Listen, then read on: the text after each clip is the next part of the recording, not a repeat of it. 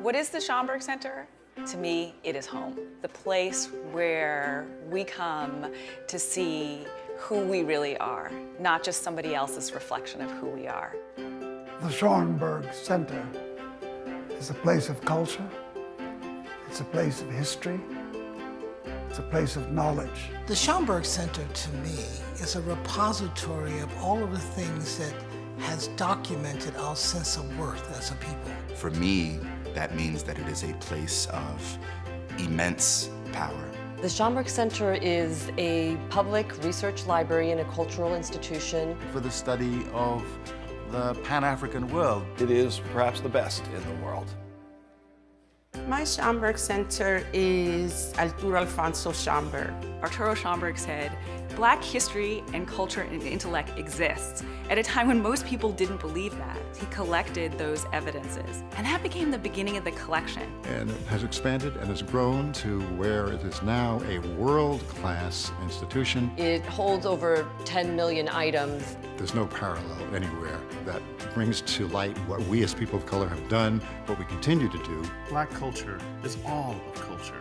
The universals that animate everyone's life happen here for all people. The Schomburg, for me, is one of the center pillars of Harlem. When I started the journey of finding out about Red Rooster and Harlem, the very first place I went to was the Schomburg. Researchers from around the world come and use what we have here. I could not have written just about any of the books that I've written without the Schomburg Center's archives, resources. The Schomburg Center is much more than a library. We encourage lifelong learning and exploration. The Junior Scholars Program is a Saturday program with students from 5th grade to senior year in high school to help them learn about Black history and culture. Learning about my history is important because it teaches me who I am. The Schomburg Junior Scholars Program is going to do nothing but uplift them. So many talented and brilliant people have walked the corridors of this amazing institution over the years. From Octavia Butler to Toni Morrison and James Baldwin, Ella Fitzgerald, Alvin Ailey, and Harry Belafonte, who graced the stage in this room of the American Negro Theater. This place evokes great memories. It was a gift to us in our community to really try to find that space to reflect expressions of Black experience. I just knew that the environment, what I saw these young African Americans doing, was a place I needed to be. What is my Schomburg Center? I'm standing here at the Cosmogram, which underneath holds the ashes of the poet Langston Hughes. On the evening when this Cosmogram was dedicated, people began to empty out of the auditorium. A jazz trio struck up, and to my amazement, Amira Baraka went over and asked Maya Angelou for a dance. And they started to dance on top of the Cosmogram, on top of the ashes of Langston Hughes, and I felt what a fitting way to kiss the memory of Langston. The Schomburg Center is a research institute and a library, but it's so much more than that. There's something going on every day. So many amazing people come here to talk about their creative craft, to share what inspires them. The Schomburg Center's collections help to tell stories even beyond our walls. The Schomburg Center is here in this exhibition at MoMA, One-Way Ticket, Jacob Lawrence's Migration Series. We depend on the resources of the Schomburg to enable us to tell this story. Thinking about the implications of the past on the present is absolutely crucial for understanding the next steps, understanding what we have to do to go forward. We today have the responsibility of making sure that new artists and activists, new scholars and poets know that this place continues to be a resource and a source of inspiration for the work that we must continue to do. The Schomburg Center is knowledge. The Schomburg Center, to me, is education. The Schomburg Center is home, it is family, it is foundational. The Schomburg Center is inspiration. The Schomburg is with me in everything that I do. Community, inside and out. The Schomburg Center is us. The Schomburg Center is you, and we invite each and every one of you to find your Schomburg Center.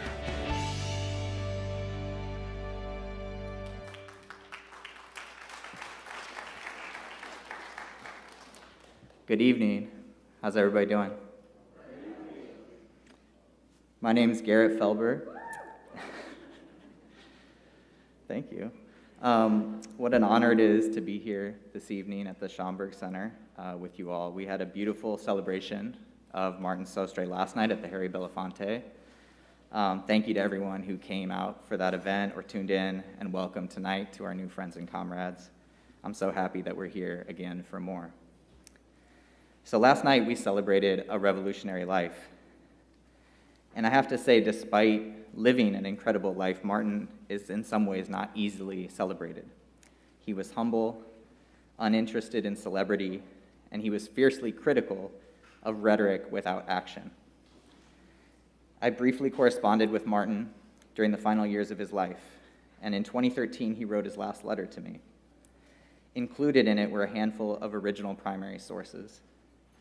One of them was a revolutionary black newsletter that he produced in 1971 from solitary confinement, and it outlined the key objectives for a revolutionary black vanguard, which would engage in guerrilla warfare to free liberated territories and ultimately form a black socialist nation. The other was a news article from 20 years later with a photo of Martin and Sandy Shivak seated with children at a daycare graduation. In the article, Sostre is quoted, "People dream.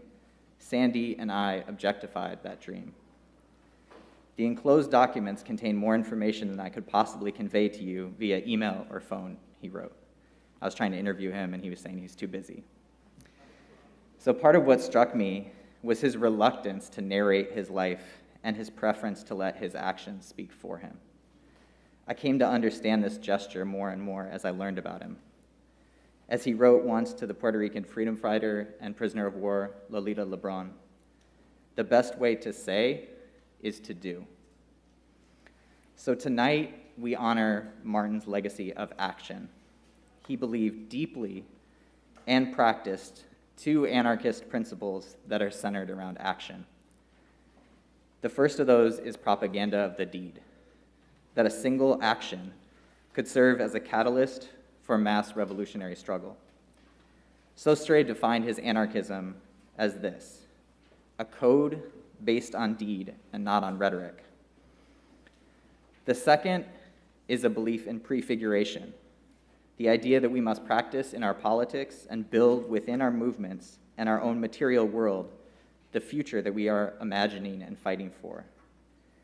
He had a phrase that he was fond of using that I think captured this very succinctly: if we do it right, it will end up right. So tonight we will use Martin's legacy of action to think about the various ways that his idea and work continue to expand abolitionist and anti-authoritarian struggles today. The importance of zines and accessible political education on both sides of the walls. How crucial community spaces are for radical political development and care in our movements. Why young people were and remain so crucial to revolutionary organizing and are, to use Martin's words, the detonators of the revolution. And we will talk about the black radical organizing tradition from which Martin came and from which he developed, deepened, and extended. I want to give a brief explanation of the Afro-Asian bookshop in exile that you may have seen as you came in. This exhibit came together through the vision of my comrade Safir Ness. Safir, are you out there? Can we give Safir some love for that idea?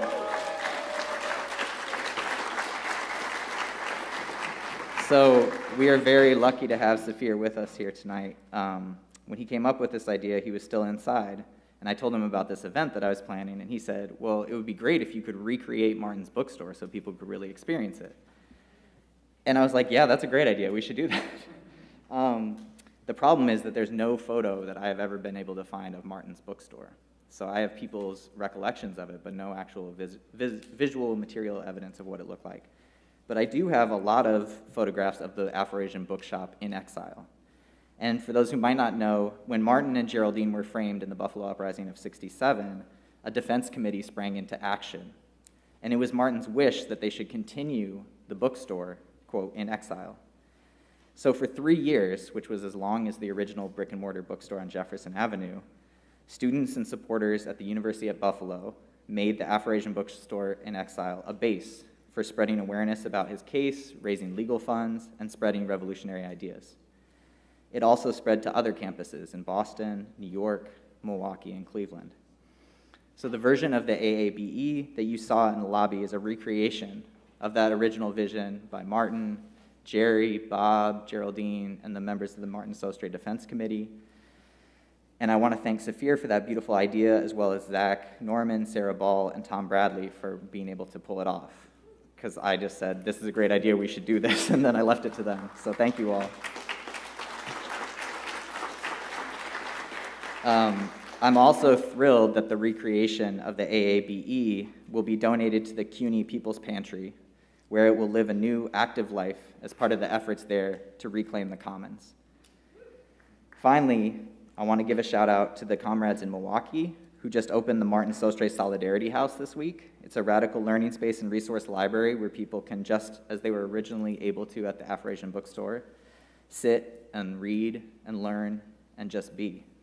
So if you're in the area in Milwaukee, definitely hit them up and find them on Facebook so you can figure out how to donate to the Martin Sostre Solidarity House and support their efforts. So a quick word about our program this evening so you know what you're in for. Our first conversation was meant to be a live conversation between Stevie Wilson, who's incarcerated in Pennsylvania, and Miriam Kaba. Unfortunately, Stevie was transferred a couple weeks ago to a prison that has visitations that end at 5 p.m. So we pre-recorded his remarks, and Miriam will be in conversation with those pre-recorded remarks. If you have trouble hearing it, because they won't be live captioned online, if you could raise your hand right now, we have printed remarks. If you anticipate having difficulty hearing it, Sarah in the orange can pass out some of Stevie's responses that are printed out. Before our second panel, we're very lucky to have Vicki Law here tonight to speak briefly on another, give Vicki some love.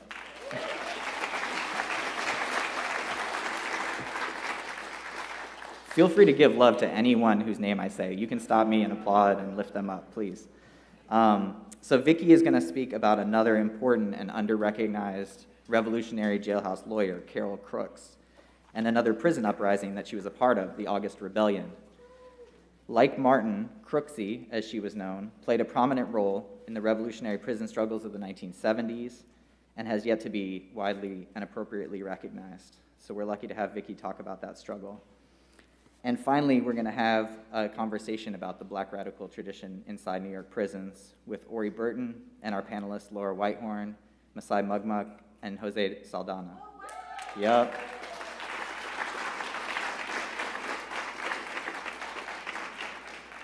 So as you can see, we're very, very fortunate tonight in many ways. Speaking of fortunate, I'm going to talk about funders right now. Julie and Alexis at the Mellon Foundation, thank you so much for your support of this event. It absolutely would not have happened without that. Nadia Ben Youssef and the Center for Constitutional Rights, Miriam Kaba and Project Naya, Moira Marquise and Saxtapaha Prison Books, Derica Purnell, Lisa Lowe. All of these folks I kept going back to and saying, I need more money, and they came through. So thank you to all of you so much for putting up with me. I got a lot of people to thank here as well, because you saw what happened out there, right? So Burning Books, our comrades in Buffalo, carrying on the tradition of Martin in Buffalo. They printed all the zines and the buttons. If you didn't get a chance to get a button, I think there might still be some out there. Min and Manali for tabling for the Martin Sostre Institute. There's also some ways to get in touch with the Martin Sostre Institute and help us build that project.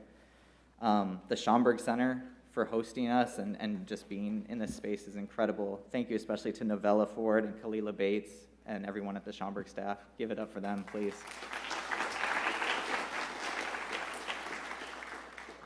Also, if you had a chance to connect with our comrades out of Chicago with the Real Youth Initiative, Destiny and Tommy, yep, in the house. They're working on this incredible project with me to create zines relating to Martin Sostre's life with young revolutionary folks in Illinois prisons. And it's just been incredible to work with them. So I'm so glad that they could be out here. If you didn't get a chance to stop by on the way out, I think you probably can as well. We have these beautiful cards that were made by my dear friend Ursula Wolf-Roca.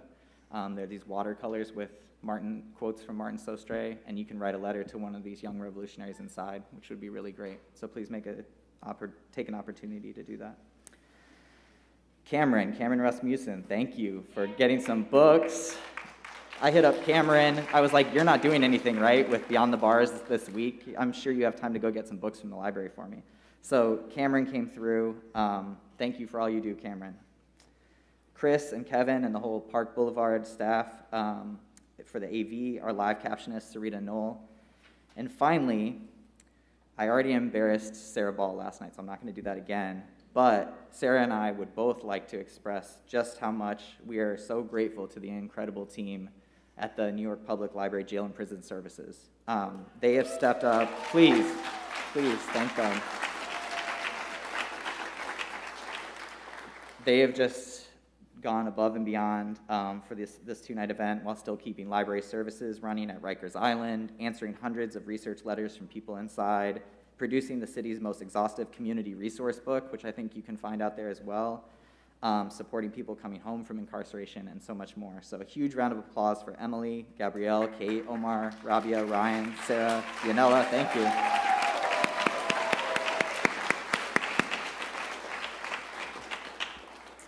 So I'm so excited to say with that, I will invite Miriam Kaba on stage.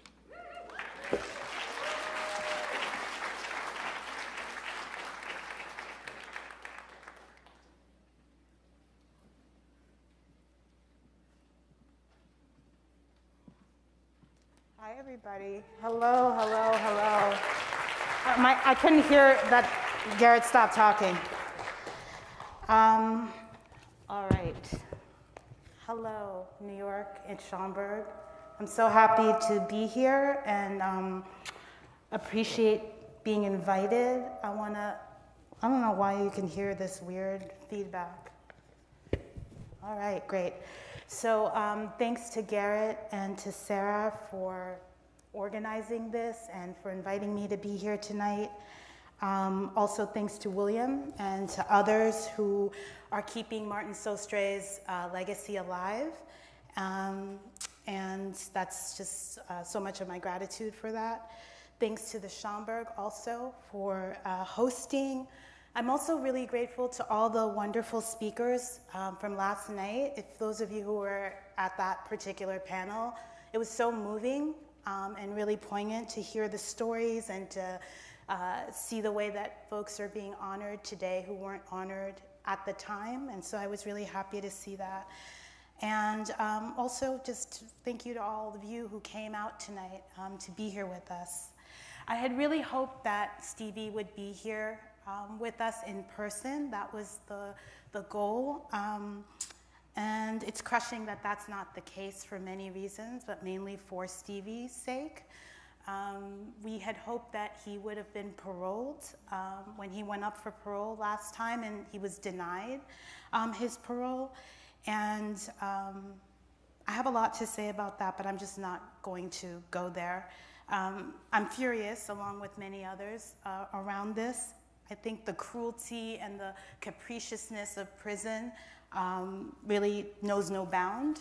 And the prison's whole purpose is to break relationships and to isolate people behind bars. And sometimes it succeeds, but many times it fails. And it failed this time because we are still going to be able to hear from Stevie tonight from behind the wall.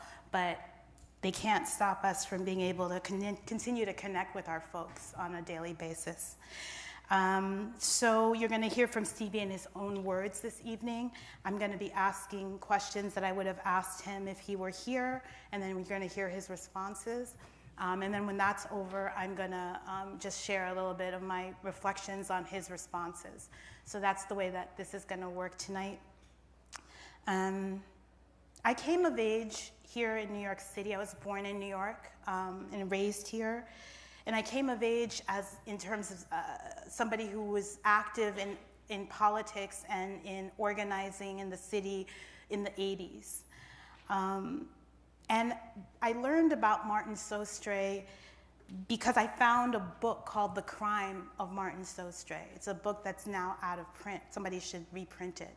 It's a useful tool. I was in my early 20s when I learned about Martin and the case against him, and I became really curious. I wanted to know more, and there wasn't that much more at the time that I could find. I wasn't that skilled at like archival research at the time or anything like that. But I found the book at a bookstore here in New York called Liberation Bookstore. And it's here in Harlem, and it was Una Mulzak's bookstore. And I was educated by Una's choices of books that she had in her bookstore. That's kind of how I got some of my initial political education as a young person. I would go to Liberation Books, I would look on the shelves, and she would have all these books from people that I did not know. Walter Rodney, she would have all these books by, she had Malcolm's book there, she had books by Du Bois, she had books by African writers, Césaire and Senghor and all these people. She had pamphlets that you could get that were the equivalent of basically what we think of as zines today. And I was enraptured. I was enraptured as a young person by Martin's defiance and his audaciousness. And I loved the fact that he didn't shy away from the by any means necessary way of doing work and for liberation. And as a young Black Muslim person growing up in New York City, I found a sense of connection in his embrace of Islam as well. And then as I got older, I kind of got a different idea about Martin. I noticed that he was kind of a builder of containers for collective action in all these different ways, in all of these different spaces. And ultimately, that's really what stuck with me the most about him and his life and his legacy. Martin the builder, Martin the maker, Martin the revolutionary architect of liberation. And so for me, those are the connections that I've made from his work and tried in my own work to embody some of that in different kinds of iterations, certainly not to his extent, but definitely as an inspiration and as a goal of trying to be in the world in a way that allows you to create things that other people can join in on as well. I'm a collector. People who know me know this. I collect lots of different kinds of things, and I've been collecting documents and artifacts about his defense campaign in particular for many years now. And I brought some of those with me today and showed them to some folks here. And what those items do for me in terms of what I have is that they let me see in real time kind of the mechanics of how defense campaigns work, so you have posters and you have all these other kinds of means of telling stories and narrating stories and in kind of asking people to come join you for a protest outside the court and all those other things. And it kind of fuels me for our current fights, There's the Stop Cop City campaign that's currently happening. We've got a bunch of folks who are political prisoners right now being denied bail, right, for just protesting, being repressed in real time, using fascistic tactics against these people, telling them that they can't have bail because they were wearing black or because they had a jail support number on their hand, which is what the ACLU tells people to actually do in order to make sure you know who to call should you be arrested during protest and dissent. So it's not, this stuff is going on in real time. And looking at those artifacts reminds me of why it's needed to create defense campaigns. And I've worked on many over my lifetime so far. Campaigns to help free our people, campaigns to make sure that our people don't go in the first place. And to me, defense campaigns are instantiations of collective care and also of collective action. And we need both in our struggles, right? And as I was listening yesterday remotely to the people who joined Martin's defense campaign, I was grateful that they, along with Martin himself, helped to save his life so that we had a whole amount of time, almost 50 years after he got out, of him working in community and being able to live a life with his family and his friends and his comrades. And there's a quote that's attributed to a security agent who is speaking to a political prisoner. And the quote, the security agent says to the political prisoner, "You are not dead because too many people are concerned about you, right? You are not dead because too many people are concerned about you. So I feel like we all need to be part of the concerned group, right? When it comes to our folks who are being criminalized, so that we can ensure and interrupt and ultimately abolish the death-making institutions of the carceral state that are grinding on a consistent basis and trying to ground us under the grinding of the death-making. And so it seems to me that part of living a purposeful life is a life lived in the legacy of Martin Sostre, a life that we can all be engaged in as the concerned people who step up and fight for people who need us in the moment, but also fight for ourselves too, because our fates are so interconnected and interlinked. So I'm gonna stop there, and I'm just gonna say that again, we really need, this is a moment that necessitates every single one of us to be taking concrete steps in action in the service of freedom and liberation. That hasn't changed from 1967.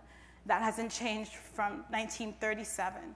It hasn't changed from 1837 or 1737 or 1637, right? We are in that lineage. We are in that lineage. And it's really, really important for us to see ourselves stepping into that work that our ancestors did, that we are now doing as current people who will be ancestors for others.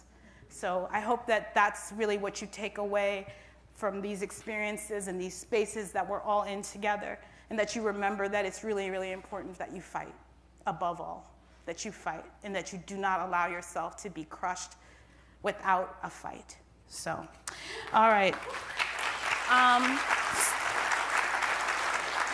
I'm going to be asking questions, and I will start off, with these things. So let's start for the folks in tech.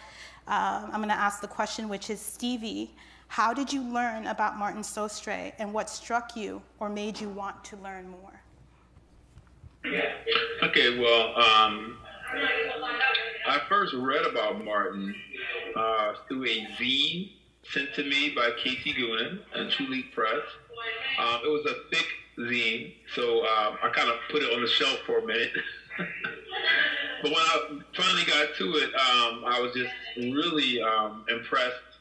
I was angry because I'd never heard of him before, and I felt that as someone who's in prison, who has been a jailhouse lawyer, who has been through, who has benefited from his work around censorship and religious freedoms and things like that, I was kind of upset that I had not heard of him. And I felt that many people, I didn't hear about him, and I was studying so many other people, and so I had never heard of him. So I wondered why. I was just amazed that he was doing this work in the time period that he was doing the work. It kind of reminded me of Robert D.G. Kelly, Hammer and Hoe. And I was thinking like, wow, they were organizing in Alabama in the 1930s. These black folk were organizing communists, right?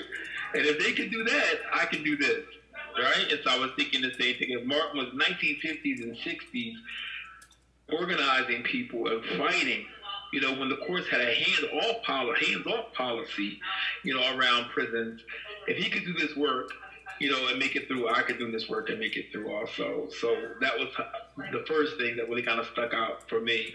It was inspiration. And that here's someone who was inside, because oftentimes I'm reading about people who are outside doing the work. Here's someone who was inside organizing. And that was just amazing to me.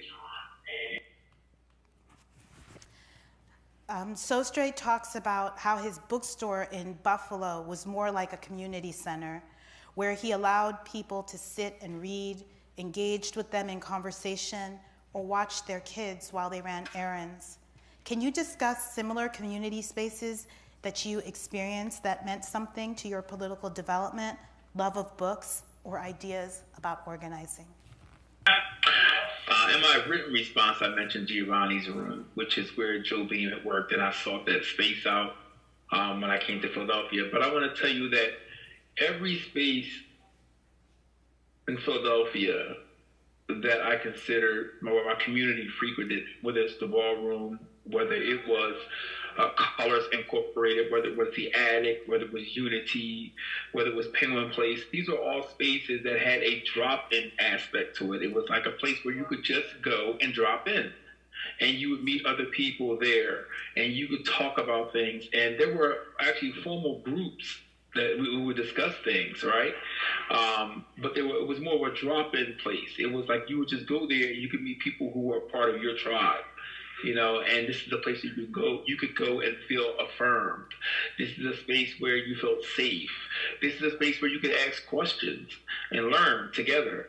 And so when I think about those places, like I said, Colors and Unity and the Attic and Penguin Place and the ballroom itself, and every function that we throw, these are spaces where, and what we were doing in all those spaces is actually political, because we weren't supposed to be doing those things. We weren't supposed to be coming together. We weren't supposed to be building with each other. So what we were doing, and we were taking care of each other's needs also. We were doing the mutual aid work. So I think for me, that aspect of kind of drop-in aspect, where you could go and you could just feel at home and you could feel safe and you could ask questions and you could learn. That's always been a part of those spaces that I've been in. Going all the way back to Bagley and Boston, that was the same thing. So the drop-in aspect, a place where people can just go and be, you don't have to do anything, just be, was important to my own political development. One of the things Martin focused on throughout his long life was the revolutionary potential of young people. He called them the detonators of the revolution. How has that impacted or been reflected in your own work? What is the importance of engaging and centering young folks in the work that you do? I think I shared an anecdote when I was younger, and how as a fifth grader, coming together with my peers, we made things happen. And I shared that because I wanted people to know that ever since I was younger, I felt that our age should not stop us from trying to change the world and change our condition.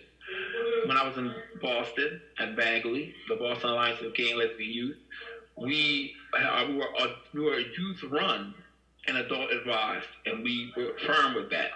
We also had our whole mantra was, we're not the future, we're here now. And so I've always felt, when I was a young person, that I didn't have to wait for grown-ups to do anything, to start something. We could do it ourselves. It's something I wrestle with inside, behind these walls, because too often the young people behind the walls are expecting the older people to do something or to lead the way. And too often the older people fail in that. But when I tell the young people, I remind them, I said, look, Fred Hampton was 21 when he was murdered. I tell them Martin was 26. Martin Luther King Jr. was 26 when he took over the leadership of the Montgomery bus boycott. I talk about Malcolm being young. I talk about the fact that the youth have always led the revolutionary action. I talk about the Black Panthers. They were like college-age kids, some more high school-age kids, And I said, so I explained to them that you don't have to wait. That it's always been the youth at the forefront. That change comes through you. Your grandfather is not going to change the world. Okay, he's not going to wake up and say, the world needs to change. It's going to be from the young people. So I've always thought that we need to invest in our youth. We need to spend time developing and empowering them. And so that was always that was a part of my own development. It was a part of my youth growing up and being a youth activist and being encouraged that way. And so I try to pass that on to people because they are not the future. They're here now, and there's so much they can do. There's so much the young people can do now. We've talked before about how prisons don't just destroy lives. They also destroy the records of those lives, especially those deemed subversive and deviant ones. Can you talk about some of the reasons that Sostre may not be as well known today, and how that relates to conditions of imprisonment and archives? And how has imprisonment impacted your own archiving? Well, I think one is that, I said before, I think that Martin spent a lot more time. He did write, okay? He did a lot of writing, but it was mainly letters and notes to people and it was through his newsletters and newspapers and articles, things like that. But he didn't take the time to write a book. It's not like George Jackson, who wrote 2 books. It wasn't like James Jackie Sales, who has a whole book out. People. He didn't have that. He didn't do that. He spent more time, in my opinion, acting and doing. And the thing about the state is that they do have an archive of us, but it looks so different from what was really going on. So if you look at the record, the official record of Martin, he was, this incorrigible, prisoner, same thing with me, So if you look at my record, it looks so crazy. And it's really funny because recently, at the last prison I was at, my unit manager and my counselor were fighting to get my level lowered because they knew me as a person they saw every day. And they were seeing what the record, the DOC was saying, and it didn't match.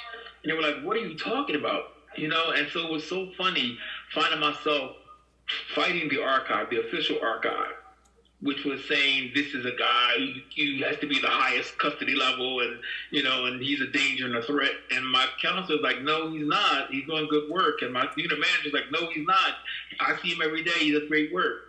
And so it just tells you the difference between what the archive, the official archive says and what's happening on the ground and the reason why that happens.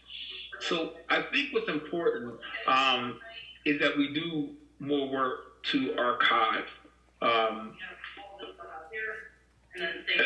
inside organizers' lives and work.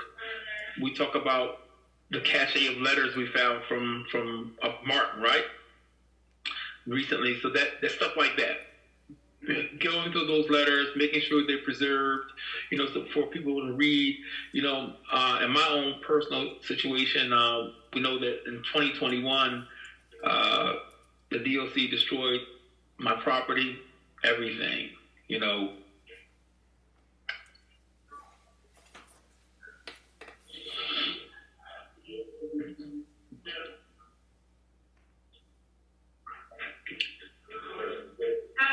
They destroyed all my work.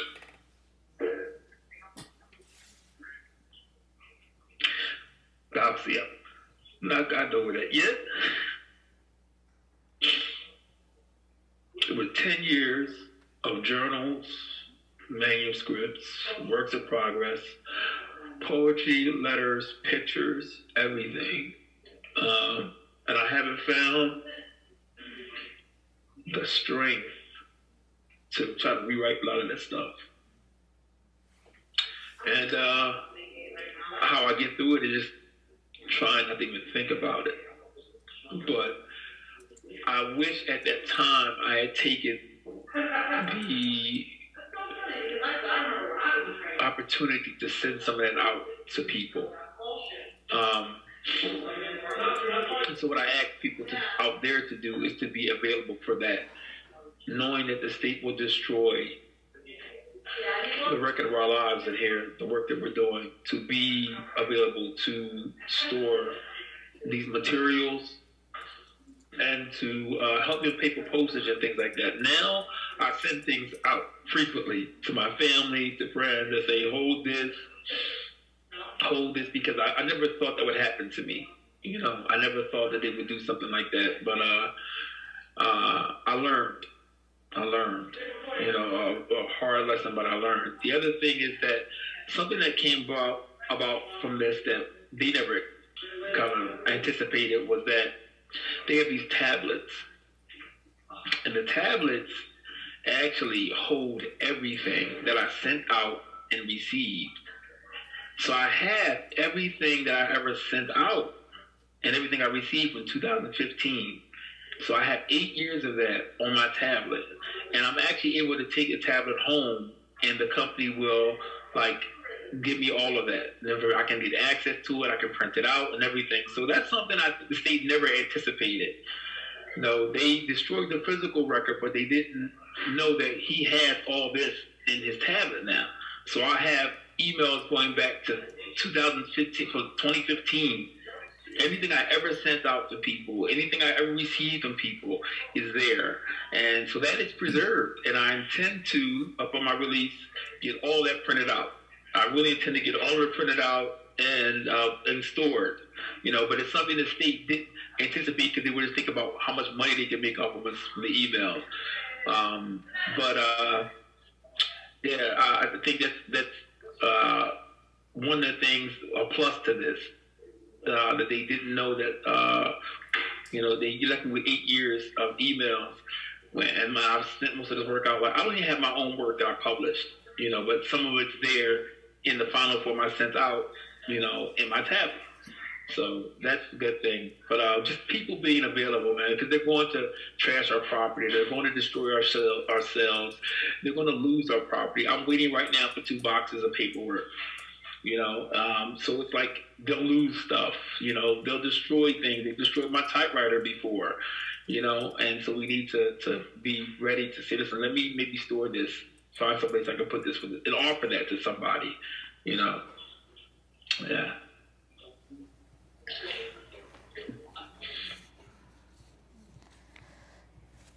That segues into this conversation about censorship.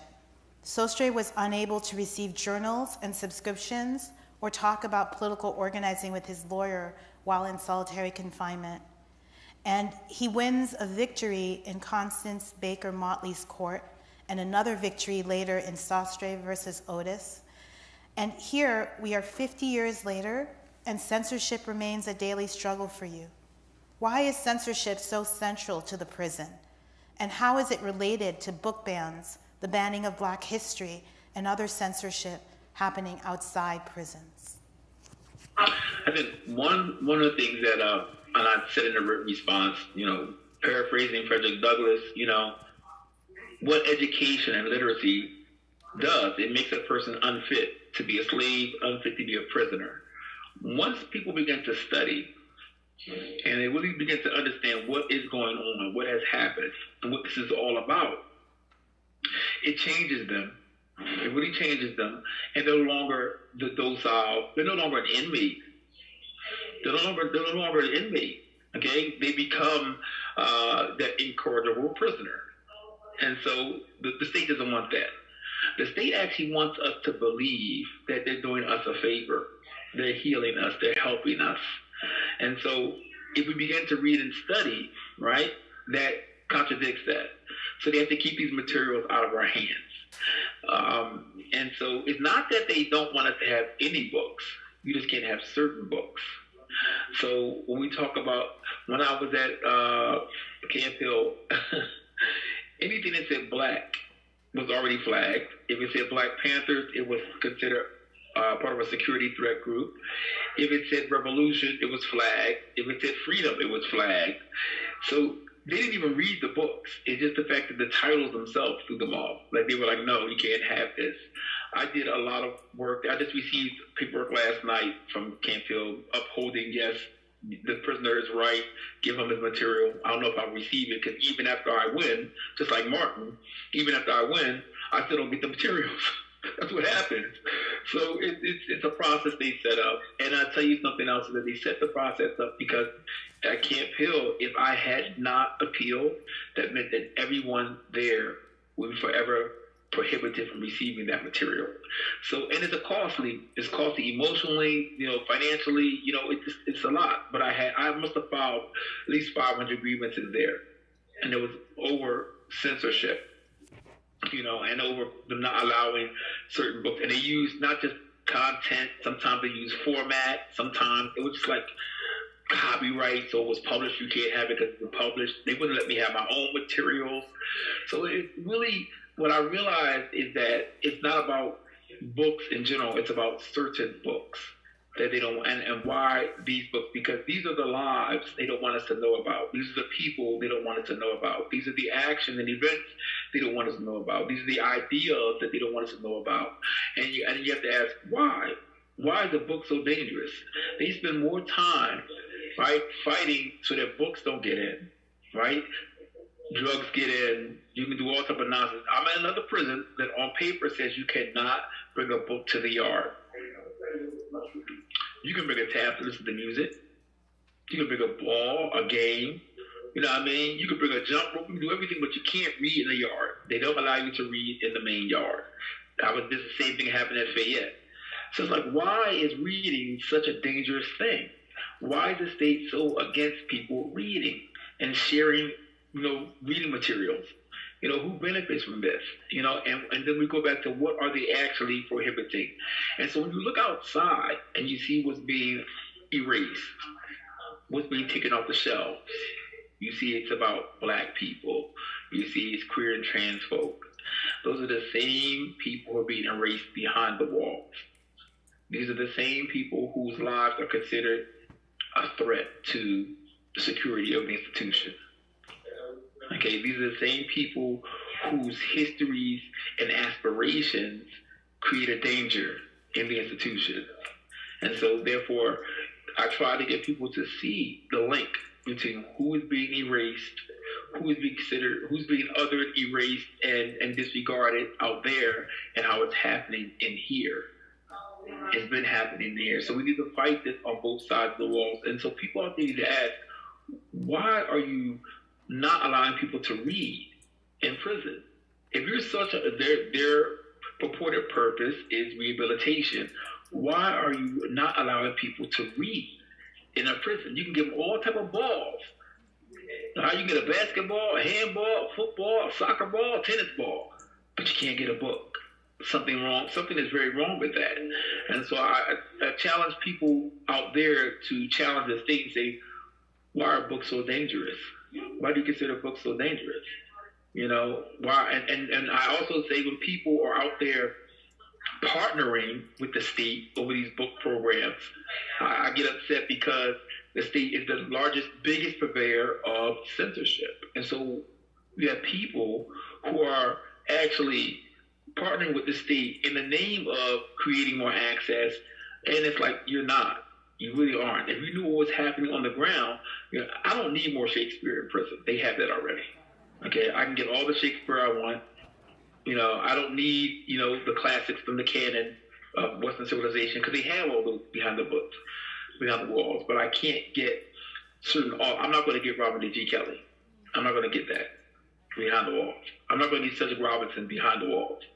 I'm not going to get Walter Riley behind the walls. They're not going to allow them. They're not going to ever buy that and put that in their library. Okay, Sylvia Winter will never be in their library. It's not going to happen. Okay, so the thing is, the books that I need to get, Catholic genders will never be behind the walls. Queer injustice will not be behind the walls. They're not going to ever buy these books. So the books that I need, they don't buy, and they prohibit me from having them or having someone send them to me. Why is that? And remember, the other thing I want to say is that this goes back to the state claims of caring about the people.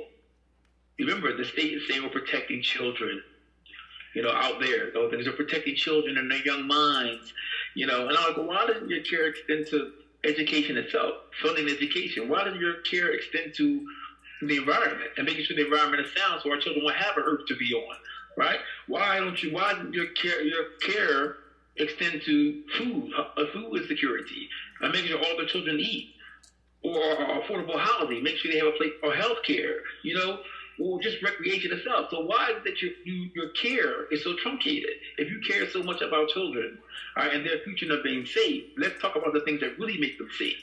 And so we see the state is fraudulent with these claims. The same thing inside the prison. They say that they are concerned about our rehabilitation and keeping this place safe. Prison is inherently violent. It's never going to be safe. All right? And if you're really concerned about our rehabilitation, then why are you stopping us from reading? It doesn't make any sense. You know what I mean?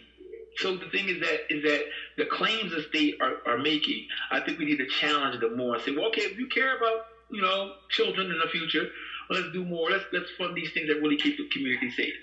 And you'll find that they're not going to do that. If you really care about rehabilitation of prisoners, then let's fund the things that are about, because in every prison, everywhere across the DOCs, you'll find that the therapeutic, the vocational, educational programs are gutted. That's the first in the league, go.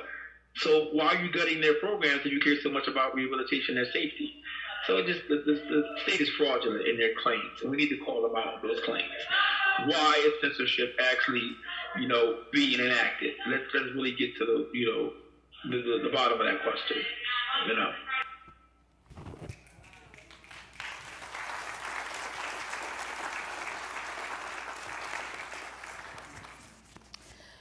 One of the things that struck me when I was going through archive C's from D Yard after the Attica Rebellion was that some of the things in the yard, despite being banned throughout New York's prison system, were pamphlets of Sostre's writings. What is the revolutionary potential and possibility for zines and pamphlets and other forms of political education that are not published books? Well, I think that obviously I've always used zines in my work inside. I found them to be, first of all, they're cheaper.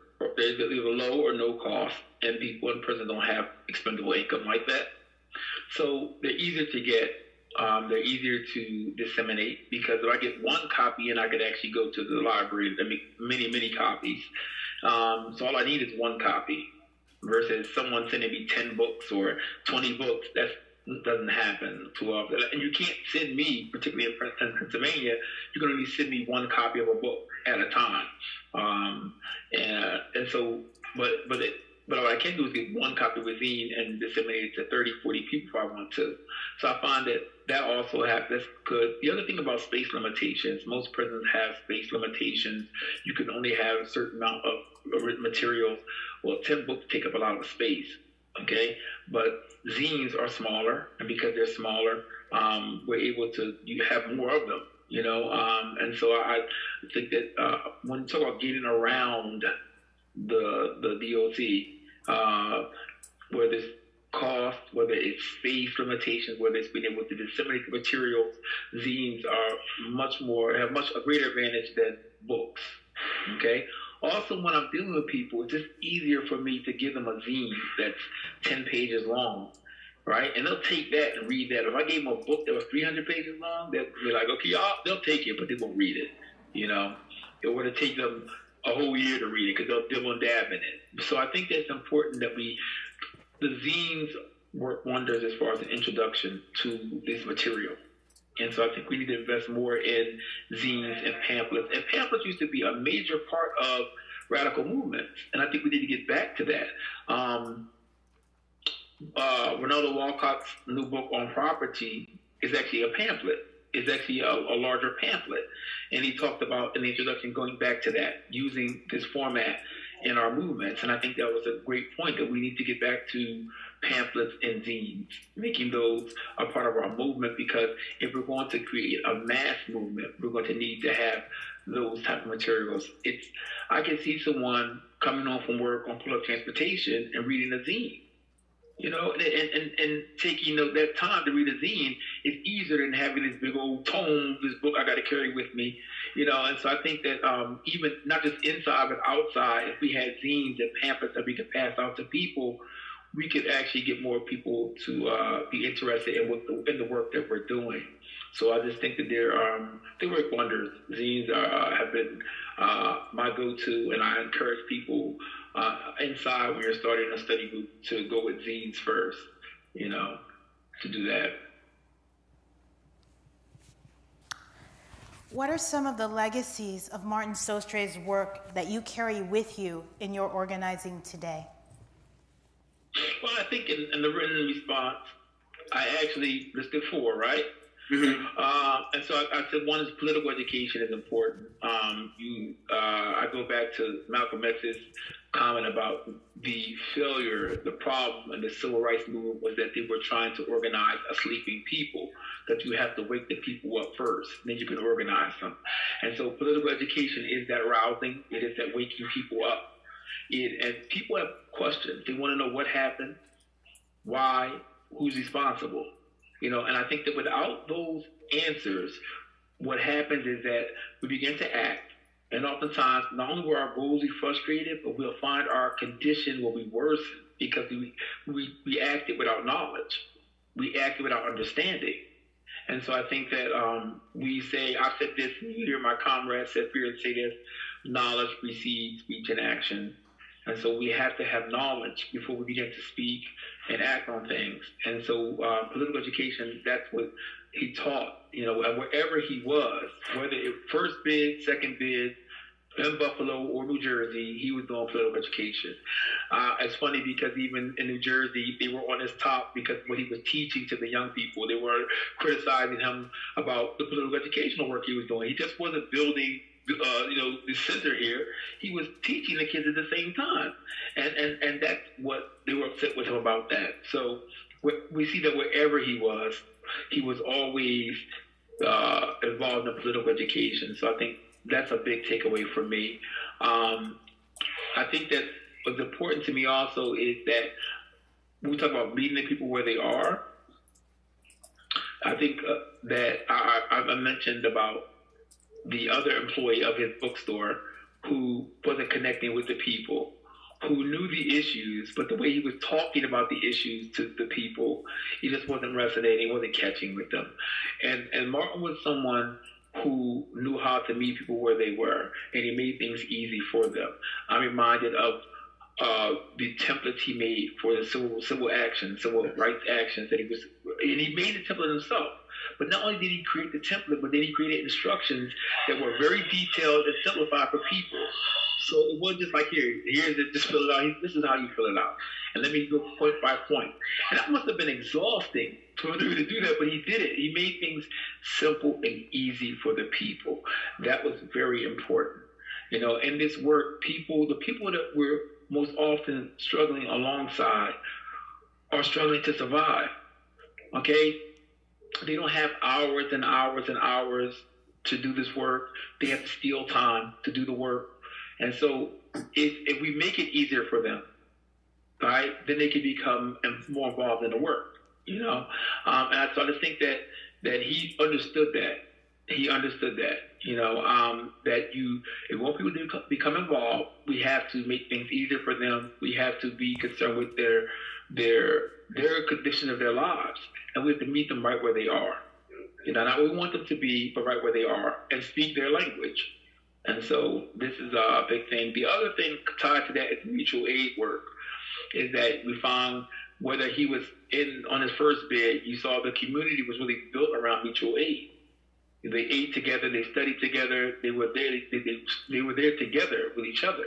You find that, and you see that when he went to Buffalo, the center itself was a center of mutual aid. And mutual aid comes in so many forms. Sometimes it's financial aid, sometimes it's child care, sometimes it's just providing materials, but books to read and things like that. But he was always involved in mutual aid, and he understood the connection between mutual aid and community building.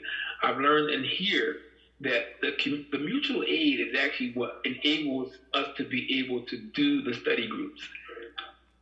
People are inside and they are trying to find something to eat, trying to find some hygiene products to eat clean, trying to find a way to connect with their families.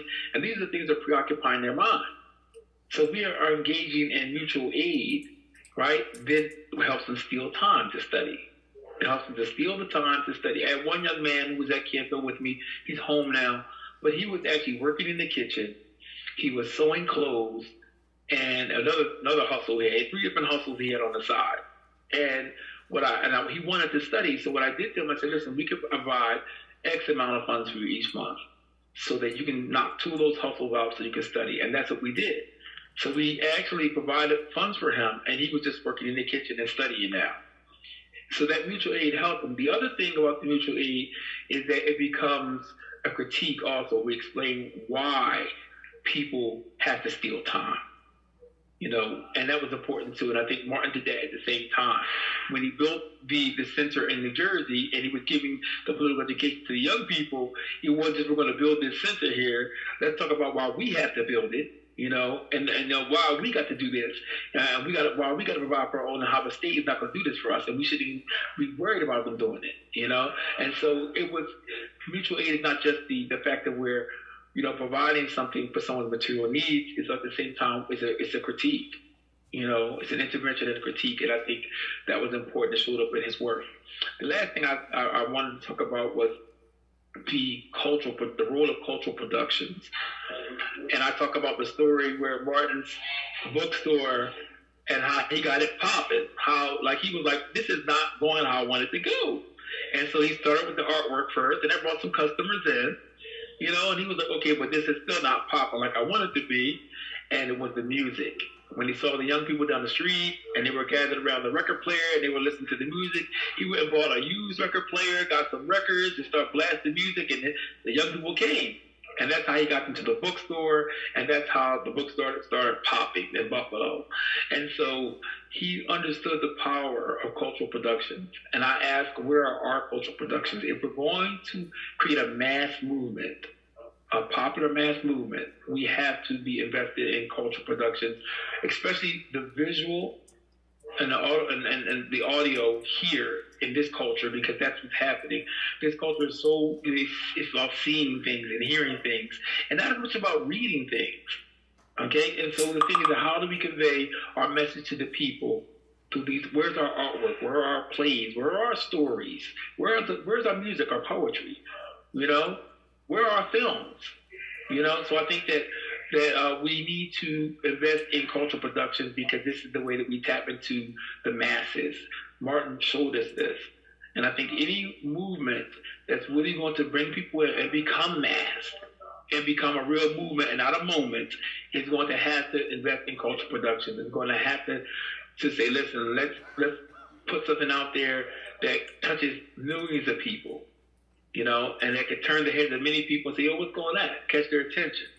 And so I think that I really want to encourage people to support abolitionist artists and abolitionist cultural productions. They're out there, they are out there, but we need to do more, and we need to make sure that they're disseminated. I've always my thing I've been doing lately is looking for abolitionist music or music with abolitionist themes. And so I've actually been able to find some artists I've never heard of before, you know, and many different genres. And I'm like, wow, you know, you have people from not only rap, like the Coop, and then you have like Soul Glow, which is it's a rock band, a heavy metal band, you know, and they're abolitionists in what they're saying, you know. So I think it's important for us to support abolitionist artists and big up them wherever we find them. You know, put somebody on to it, like, oh, did you hear this? Did you see this? Check this out. So, but if we're going to ever grow as a mass movement, we have to think about cultural productions and know the role that they play in revolutionary work.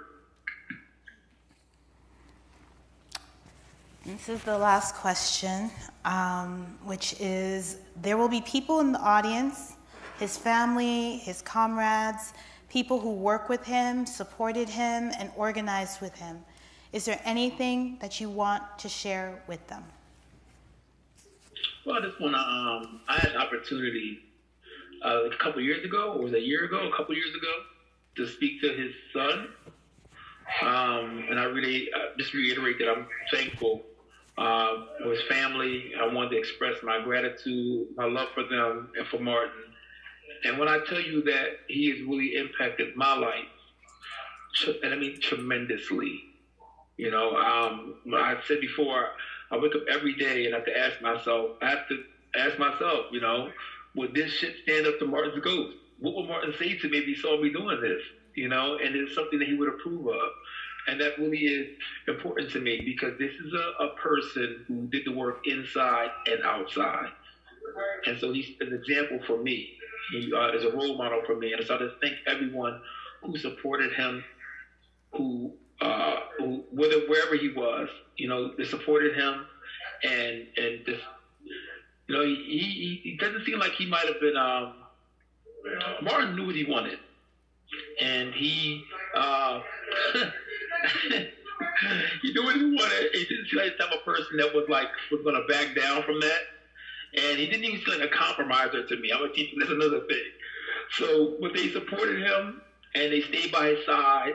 And I thank you for that. I thank you. His family, once again, there's so much love in my heart for his family and his comrades, because this man means so much to me.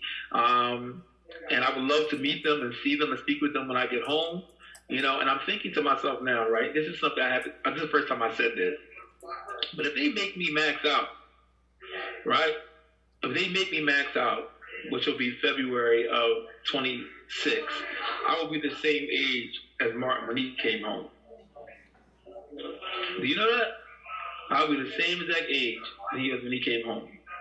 And it's just another coincidence to me, like, wow, and he lived a long life after he came home, and he did a lot of good work, and so I intend to follow in his footsteps that way also, but I think everyone is a part of this event. I think everyone's been a part of Martin's life, and that we need to continue also in spreading his work, his legacy, and really picking up the tools that he used and keep going forward.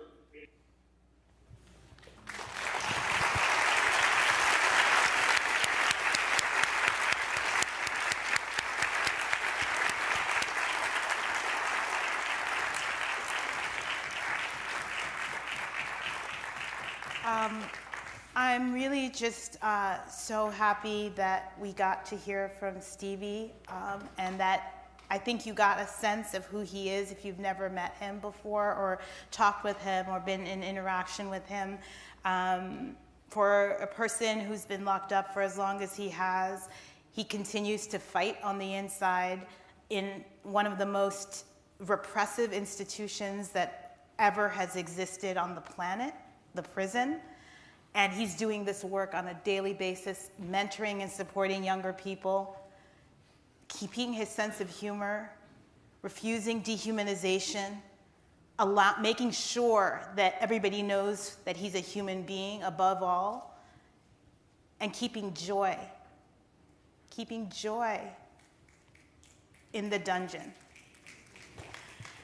And to me, that's a lesson for all of us, y'all. That shit is hard on the outside. It's not as hard as it is on the inside. And we have so much more that we can use towards our benefit. And yet, folks on the inside are constantly working, constantly living, constantly building community, doing mutual aid with each other. What is our excuse? What is our excuse? Yeah? So for me, in the end, what I want to say, and I don't want to go over because Stevie said all the things that he needed and wanted to say. I just want to pull a couple of things out from what he said and just speak for myself on those things. We're talking about censorship a lot right now in our culture, in our communities. We're talking about them going after Black studies. But you know what, y'all? They've always gone after Black studies. That's Black studies came out of struggle to be able to tell our own stories and narrate our own stories. Sometimes the people in Black studies forgot that. But that was where it came from. It came from community members saying, this is what we need. We want our history to be told. We want that history to be shared with our kids. Why do we only learn about the histories of our oppressors? This is bullshit, right? So this front lash has been continuous and will continue. But you know who also will be continuous and continue? It is us. We are going nowhere. They will continue to have to fucking deal with us, yeah? And so if that's the case, what are we wringing our hands about? We gotta fight. And we're living in a city with a fascistic mayor who is right now attempting to cut dollars from the library. We are sitting in a jewel in Harlem, a public library like the Schomburg Center that they want to cut resources from, give it to the goddamn cops who are not keeping anybody safe, keep sucking away at all of the resources and the nutrients in our communities and give us shit in response. And we are all sitting here supposedly going along with this bullshit? No, he is not cutting a dime. And all of you in this room today should be killing him tomorrow on his phone, calling him, showing up at his house, whatever. One of his many, I don't even know if he lives in the city. Remember, we don't know that for sure. But anyway, let me just step back. I just want to say that we have it in our power to not allow these things to be happening in our name. We do not agree. We do not consent. We are going to fight back. We will win. That's the bottom line. So thank you all.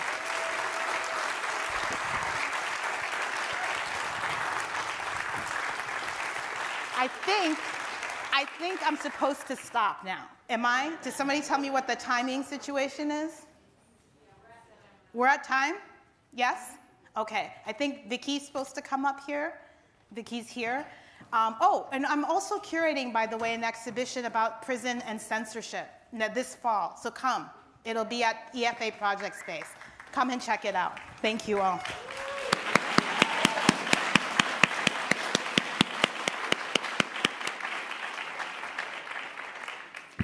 Thank you, Miriam. And can we just have 10 seconds of applause that I can record and we can send to Stevie later?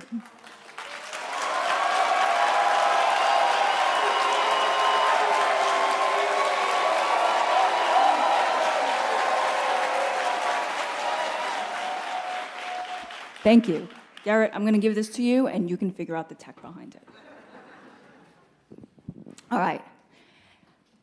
So we have just heard an amazing conversation. Those of you who were here last night have heard about Martin Sostre's amazing struggles behind bars. Question, before tonight, just by a show of hands, how many of you have heard of the August Rebellion at Bedford Hills? All right. How many of you? Yes. Yeah, not enough. So here, I'm going to give you the 3.5-minute history lecture before Garrett comes and pulls me off the stage with a hook. So in 1974, in August of 1974, at Bedford Hills Correctional Facility, the women's prison, maximum security women's prison that is in Westchester, like 45 minutes or an hour away, there was a woman named Carol Crooks, and she was a jailhouse lawyer. She is not very well known in history or herstory, because history is usually not written to talk about subversions and uprisings in prisons. And on that August day, she was in her housing unit when male guards from Greenhaven, the men's prison 30 to 40 miles away, dragged her out of her cell, brutally beat her, dragged her down the hallway, and placed her in solitary confinement without a hearing. The month before that, Carol Crooks had won a court injunction saying that the prison was not allowed to do this. So very clearly, this was retaliation for her jailhouse lawyering and her jailhouse lawyering victory. And this might have ended there, except that the women around her protested. They took over portions of the prison. They allegedly took 7 staff members hostage. Some of the women say they didn't take any staff members hostage. The guards locked themselves in a room to try to get away from them. They demanded proof that Carol Crooks was alive. They demanded that the media be let in. And in response, the prison cut the phones. They cut communication. They stalled. And the women continued to hold the prison. And they withheld it.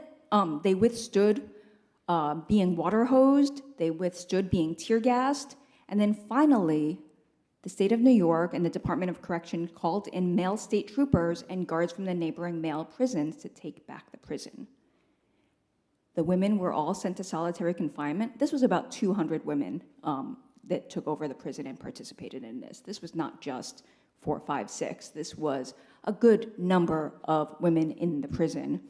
And they were sent to solitary confinement where they found Carol Crooks, who had not been given any medical attention or any assistance after having been brutally beaten.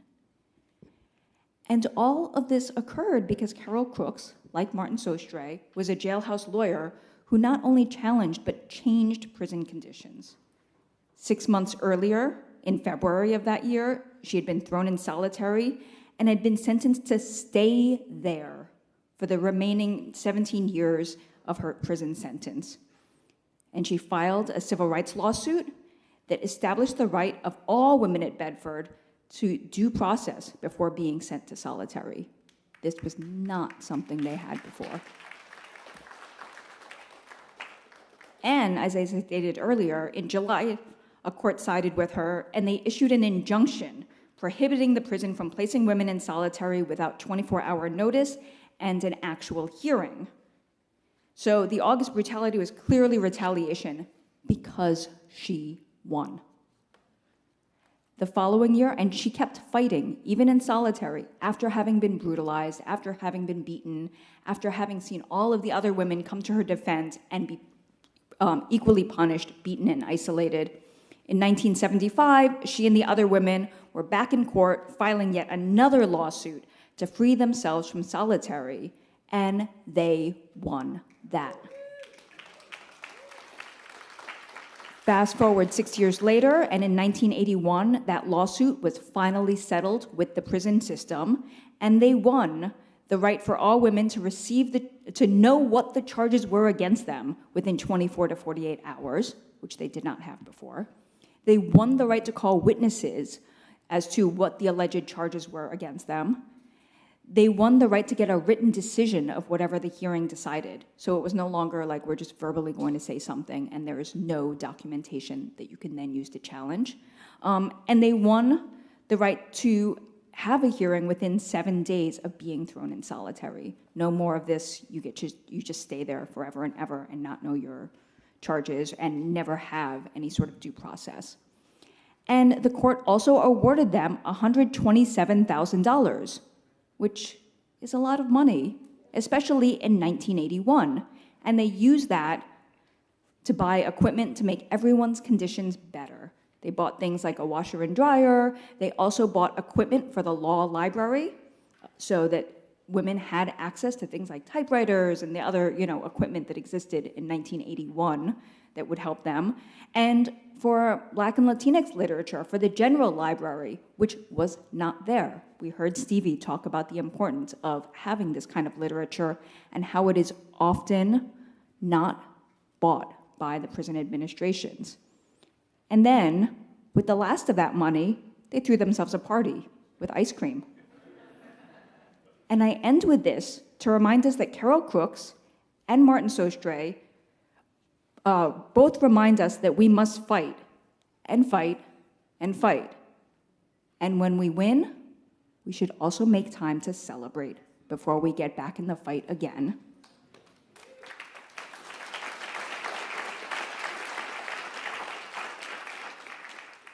Carol Crooks passed away during the pandemic, but her fight and her victories and her legacy live on, and that is something that we should remember. Thank you.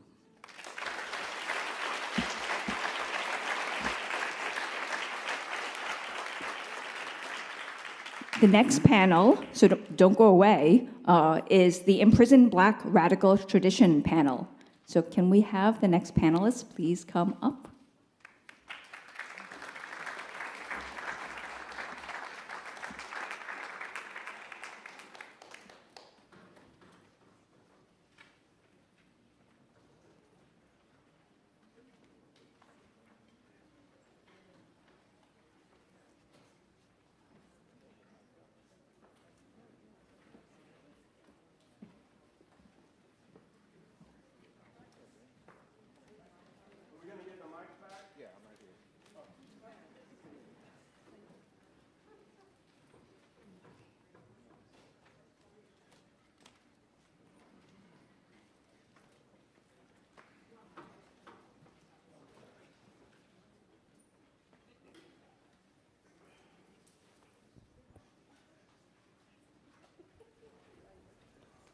Hello.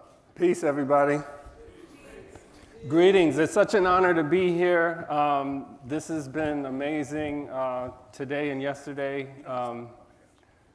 and we're so thrilled to be doing this and celebrating the revolutionary life of Martin Sostre. My name is Ori Sanmi Burton. I'm an assistant professor of anthropology at American University, and I have the pleasure of facilitating conversation with these esteemed panelists.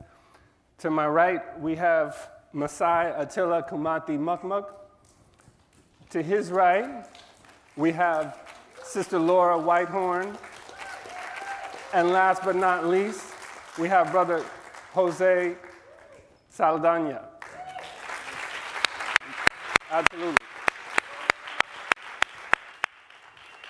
Each of these panelists in their own ways have been involved in the revolutionary political struggle within and outside prison walls. Each of them in different ways are part of and carry on the legacy that we're here to celebrate, that of Martin Sostre. And so without further ado, I just want to get into it. I'm going to ask each panelist questions separately and see what comes up. So I hope you all enjoy this. So I'm going to start with Brother Masai, who's a political prisoner in New York and New Jersey for over 5 decades. And your first bid was in New York from 1960 to 1975. And I just want to, share for folks here that would have been the same time that Martin Sostre was inside. And much like Martin Sostre, Brother Masai not only understood himself to be a revolutionary, but was understood by the state to be a revolutionary. And so he was targeted as such. And so if you wouldn't mind, I'd love to hear you tell the audience about who you are and how you became politicized within the walls. Tell me about some of the organizing you did and how you developed yourself into a revolutionary in the 1960s and 70s. Right. Thank you. First, I can say power to the people. Right on, power to the people. As Brother mentioned, my name is Messiah. They used to call me General Messiah because I have a military disposition about myself and how I train people. But when I first came to prison, I only had a 3rd grade education. I couldn't hardly read or write. And I met some individuals that was very politically conscious as well as spiritually. And they saw the potential in me, and they put me on the side and started educating me about African history and culture that I didn't know too much about. I met this gangster. He was last of the 40 Thieves. He's an elderly gentleman. He asked me a question, do you know who Tarzan was? I said, no. He said, let me explain this to you. You look at the word Tarzan, what it means? You have the word tar, and then you have man. It means a black man.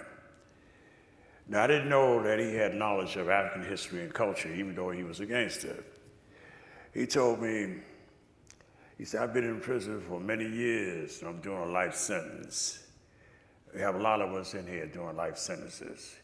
But we don't want you to follow our footsteps. We want you to educate yourself.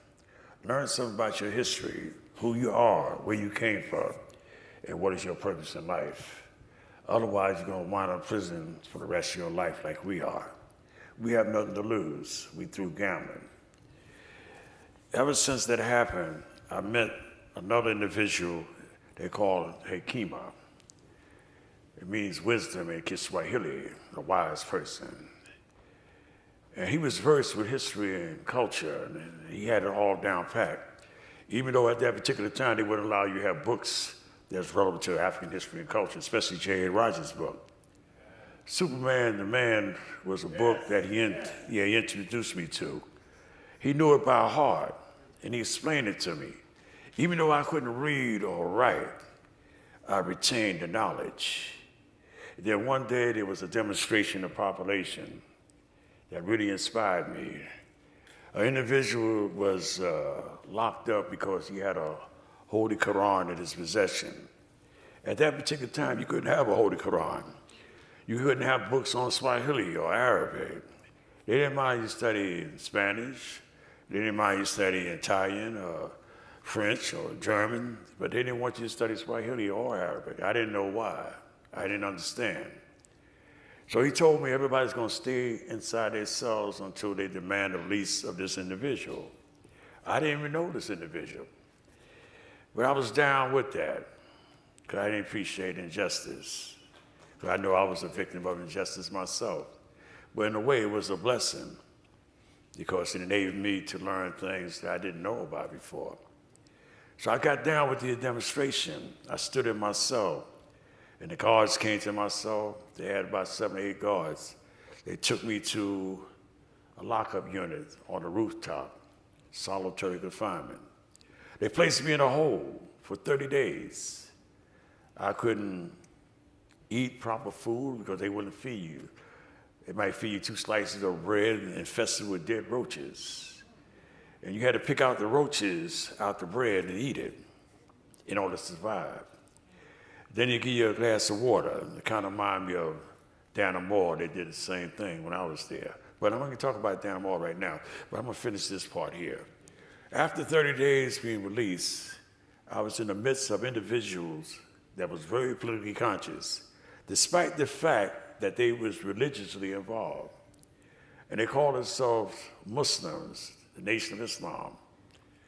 And I met another gentleman, he was well-read. It seemed like he had a PhD, he spoke 3 different languages. And his name was Kiongozi, which means leader in Swahili.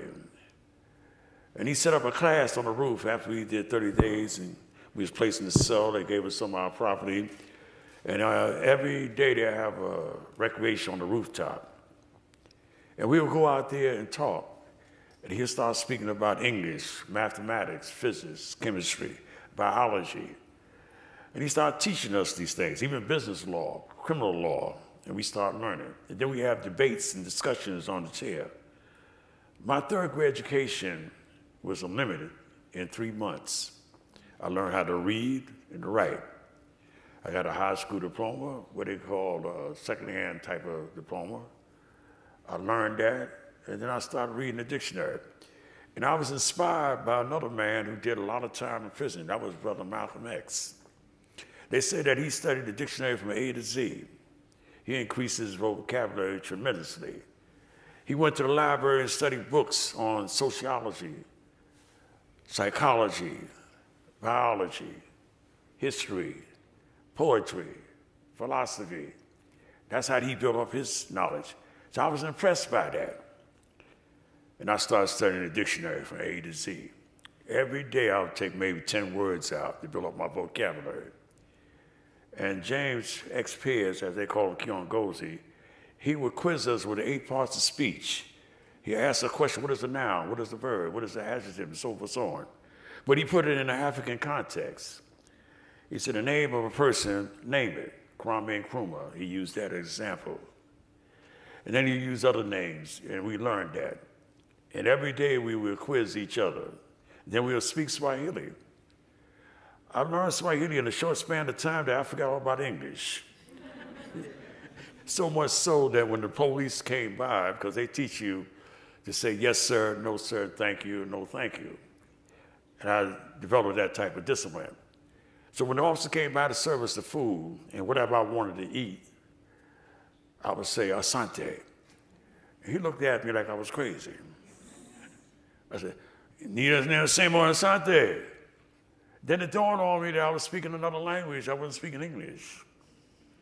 So I said, oh, excuse me, thank you. And he walked off. So that's where my political ideology came about, because see, the Nation of Islam at that time was different than the Muslims they have today. They studied Marxism, Leninism, anarcho-communalism, philosophy, history. They had quiz on these subjects right there. We was learning universal knowledge, and you had a choice to choose any one of these schools of thought. And I appreciate the different schools of thought that elevated me to educate myself.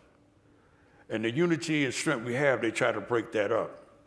They stopped allowing us to come to the rooftop to socialize and practice public speaking. But we took up the Dale Carnegie course. It teaches you how to speak, how to use your hands to describe things instead of saying, yeah, you know what I'm talking about. This is what you do. I'm just saying, I'm just showing you the acting, right?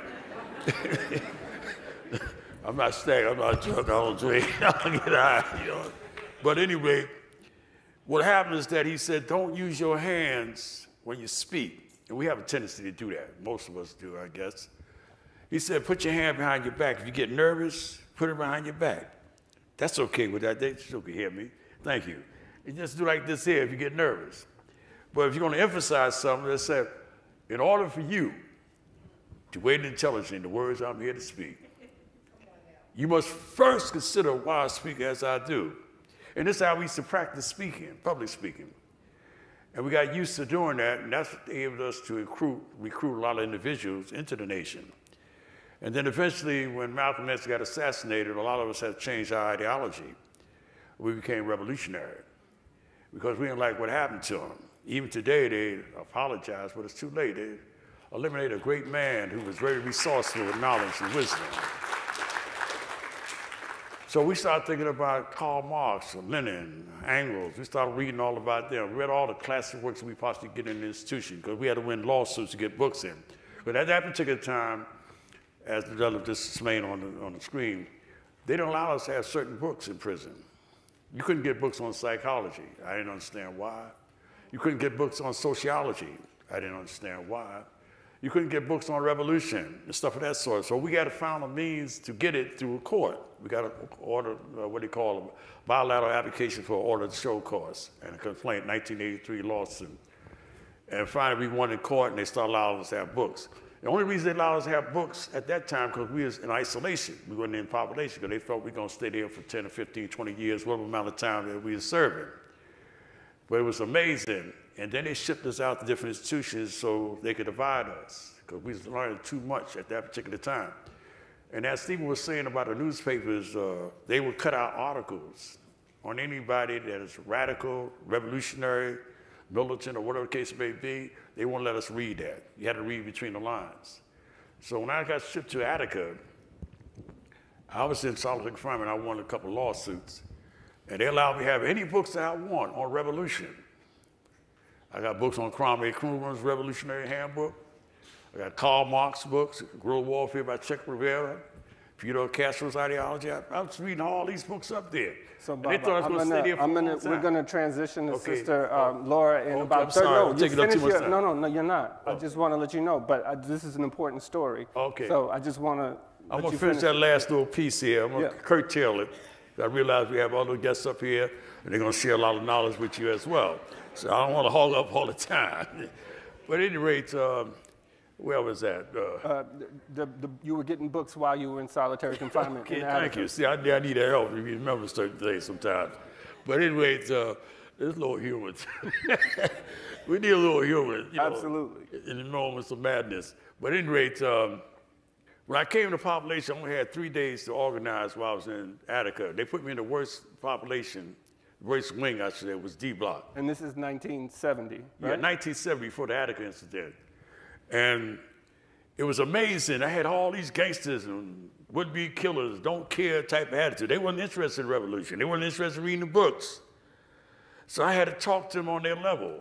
So what I said, look, I'll tell you what, you're interested in money, fast money. I'm going to show you how to get fast money from a revolutionary perspective. And you can live high on the hog, and at the same time, you could serve the people that are oppressed and poor. You create a Black Robin Hood organization, like Robin Hood, the story of Robin Hood. I said you can rip off banks, loan companies, payrolls and whatnot, and feed the people, and at the same time, you can live high on the hog.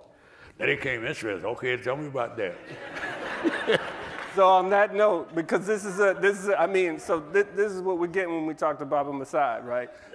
But this is a perfect moment to transition because I wanted to ask Sister Laura, and it's important because what you're just hearing right now is the deep roots of the Attica Rebellion, right? And we heard about that yesterday with Martin Sostre and the way that he laid the groundwork, legally, ideologically, sowing seeds through political education for what became Attica. And we're hearing from Baba Masai the same kind of that deep-rooted, that history, that tradition that Attica grows out of. Obviously, Sister Laura wasn't in the Attica Rebellion, but you were active at that time, and you did a lot of work to support the people who were involved in Attica. So I wanted to ask you to speak to the significance of Attica. Before you do that, you could tell us a little bit about who you are and your political biography. But then I wanted you to talk some about the specifically revolutionary trajectory of Attica, right? That often gets lost when we talk about it. Yeah. So, yeah, thank you. Thank you.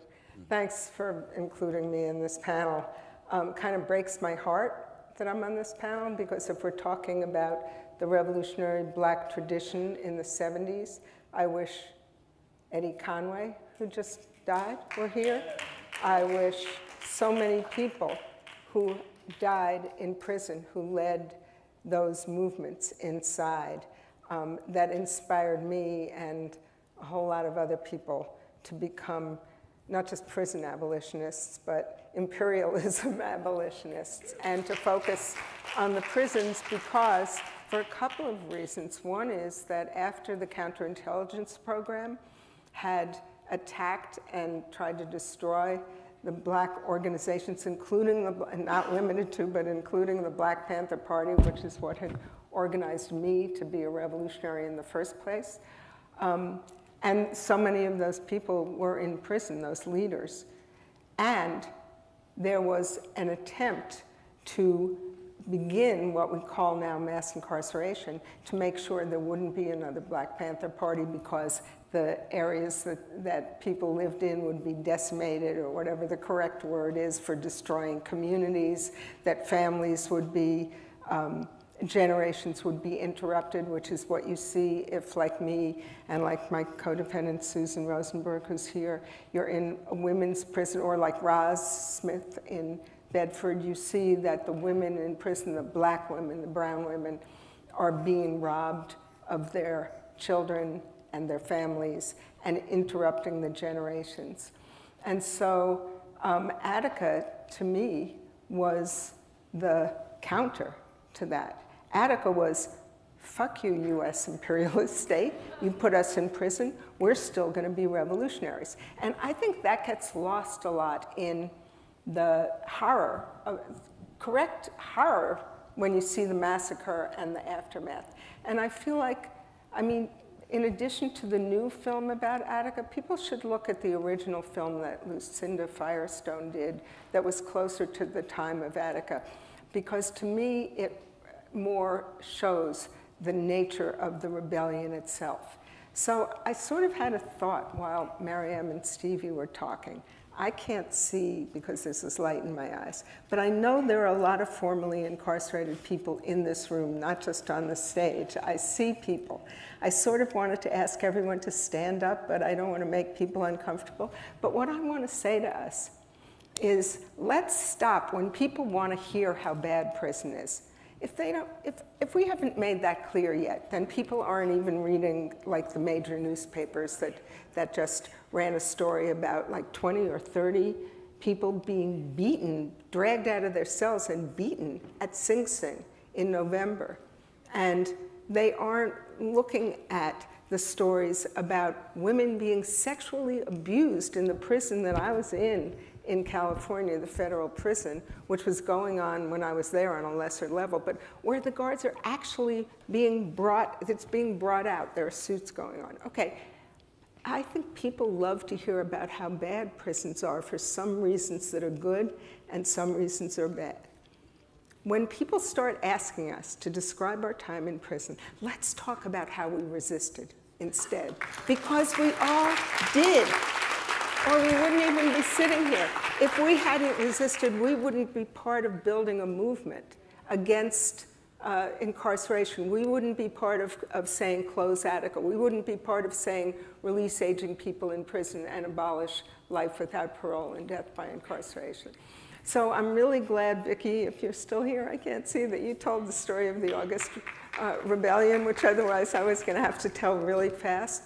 And I first met Vicki because she read about they called it a riot, it was not a riot, but the rebellion that we did at Lexington, the federal prison in Lexington, which was a women's prison at that point. There are so many examples, and we did them over and over again. And we did them because the nature of prison is to repress resistance, and every time we tell a joke, every time we laugh, every time we share commissary, which we're not allowed to share, all of that builds resistance. The other thing I sort of wanted to say in the beginning, because I was a political prisoner, and before I went to prison and after, I worked on the cases of political prisoners. And I was talking to Craig before and remembering that I actually spoke here in 2015 with Ruthie Gilmore and Arun Kundanani, and we talked about literature that was coming out about political prisoners and by political prisoners. That was 2015. There are people sitting in this audience who are political prisoners who at that moment I was talking about and did not think would be sitting in this audience now. We have, through the struggles, there are the 5 political prisoners in New York State are now out. Eddie Conway, even though he did die 9 years after he got out after 44 years. And most recently, Dr. Mutulu Shakur was released, and people who worked on his campaign are here. And I say that partly to say we have victories, which, you know, we all know that. But partly I say it to think, and thinking through Martin's eyes, think about all the work that went into that. Vinny, his beautiful son, said last night that he was sitting watching TV with his dad, and he was cursing the US for going into Iraq, and he thought his father was going to say, right on, you know, tell him. And he didn't. He said, what are you going to do about it? And then it listed, like you said, a bunch of things that probably started with, you know, write a letter, do this. Work, work, work. And the theme of tonight is, what are you going to do about it? So before I shut up on this round, I sort of want to ask everyone who is willing to listen to Martin, to get involved if you're not already, to get in the really nitty-gritty, not always pretty, and often challenging, not just because it's hard, but because it raises questions of principle when you're fighting to change the actual racist structures. So we're trying to change the parole system. We're trying to do it really radically with bills that look very, what do we say, reasonable. But we're always confronted with principal issues, and the main one is not throwing anyone under the bus. And if we don't build a movement that together will work to make sure no one is thrown under the bus. So I want to ask people to join the campaign by the Alliance of Families for Justice to close Attica. I want to ask you to go up to Albany next week to fight against the rollbacks on the little bit of reforms that were made on bail. I want to ask you to come with us on April 17th to fight to end life without parole sentences and to make the parole board into something closer to what we would like to see, which is basically a presumption of parole for people. And anything else. Martin did everything. He resisted himself, he went to the hole, he did lawsuits, he wrote petitions, anything he could do. And each of those things by itself does not a revolution make. But if we do them from the standpoint of this is all building towards a movement, a powerful movement, like, I don't know if anyone else is old enough, Susan, you were there, to have marched after. She's not old, but she was there, she was a baby. We marched to the courthouse or somewhere in Buffalo, and we marched to Albany, and we marched everywhere around the Attica brothers, and we said, you are not going to put people in prison and keep them there for a rebellion that was a matter of human rights and the right of self-determination. And we went all over the country, and we showed films, and we had discussions, and we fought for Sacagawea, who was going to be convicted of one of the murders of a guard. And there was success in the movement. But what happened between that moment and now? And I think part of what happened is that, as Jose always, I hope I'm not stealing what you were going to say, but Jose always talks about how after Attica, the state instituted these reforms that didn't make a real difference, sort of nice little things, but that made it impossible for incarcerated people to gather that much power ever again. And that happened to us too in the federal system, where they stopped allowing us to meet without a staff person. So we weren't allowed to gather that way. That happened, some little reforms happened, but also I think that people began to think that we could fix one piece of the system and that would change it. We can't. We have to fix all the pieces at once, and we have to keep marching and not let anyone be thrown under the bus while we're doing it, even when the wiser heads tell us you'll never pass that bill if you include these people, that people, and those people. So I don't know, I just wanted to say a Thank you so much.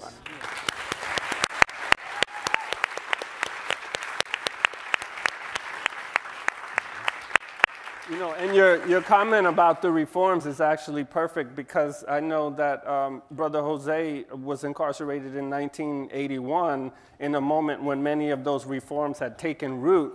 And so I wanted to ask you to tell us a little bit about your political biography, your time in the Young Lords Party, if you'd like to share anything about that. But then also tell us what it was like for you coming into the prison system in the 1980s, when there were all of these reforms, including these formal education programs, and yet you engaged in a different kind of underground education program and were mentored by many political prisoners, including Dhoruba bin Wahad, Albert Nell Washington, and many others. So if you could talk about that, your politicization, your ongoing struggle to organize in a context after Attica, I'd love to hear that. Well, first let me say that, you know, I'm a formerly incarcerated person. I was released from prison in 2018 after 38 years of incarceration. And the only reason why I was released from prison was because the early members of RAP, which included Laura Whitehorn, they exposed the racist bigotry of the New York State Parole Board. They presented evidence of all this racism going on during parole hearings to the governor.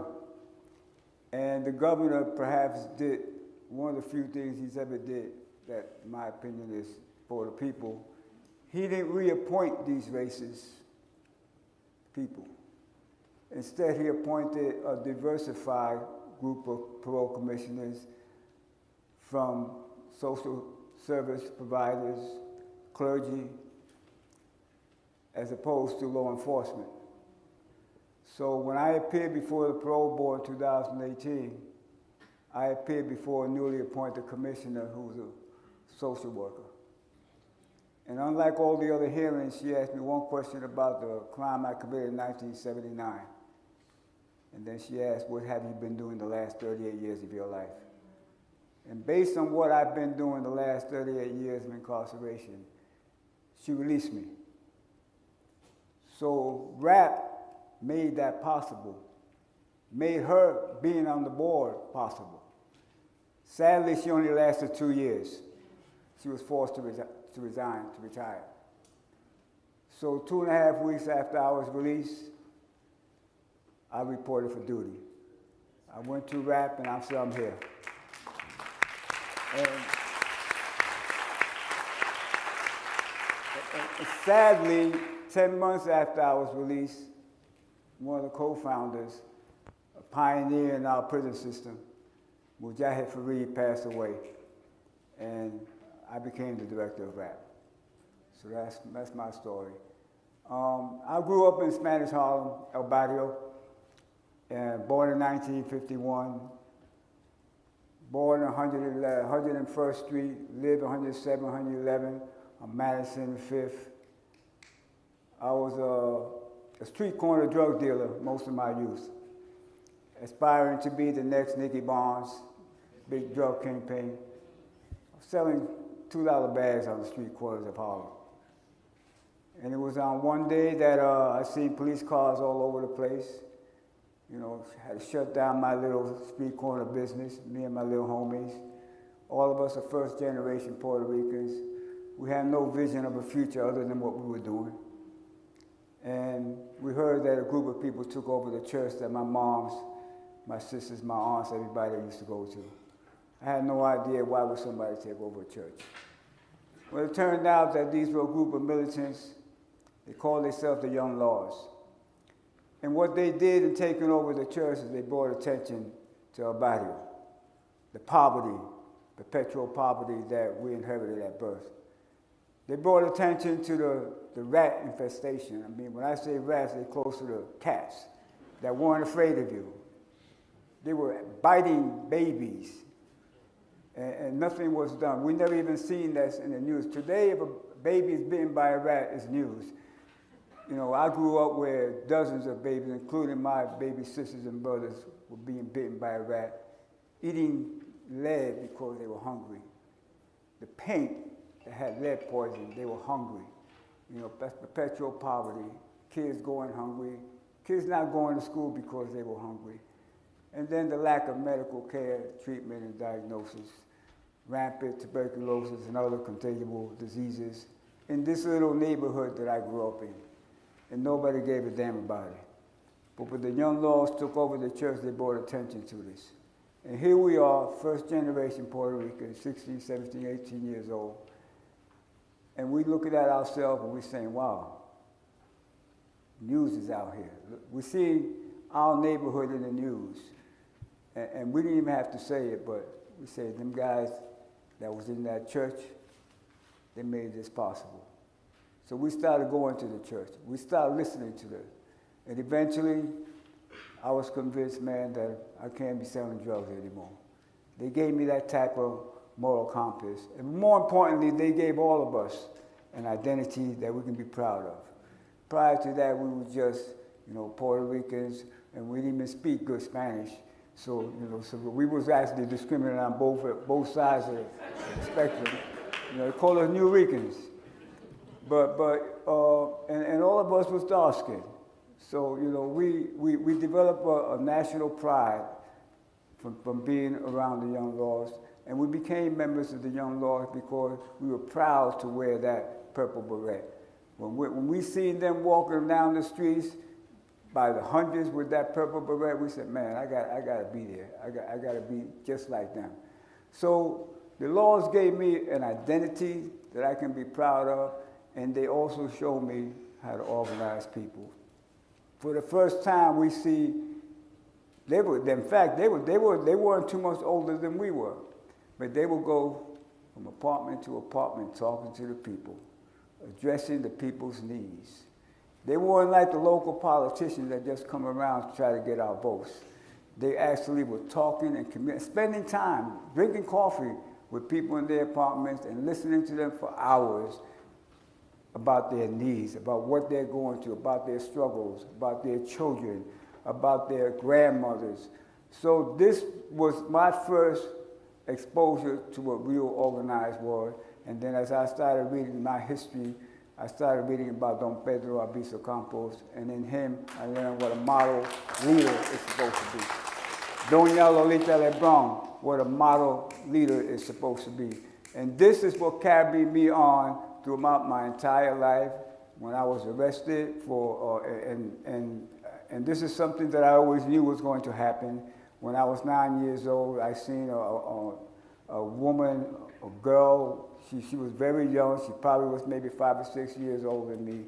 Dragged. She was a sex worker. She was dragged from 6 stories down by her long black hair, and I was carrying groceries for her to deliver to her.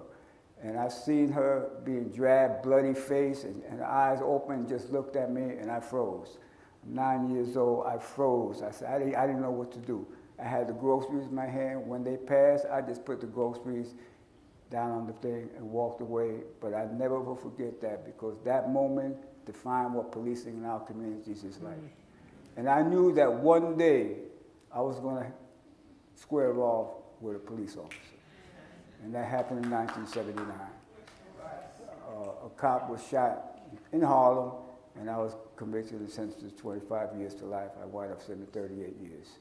So I attribute everything I know about what organizing should be, about developing relationship with people, personal relationship with people, addressing their needs, and I understand what true leadership is.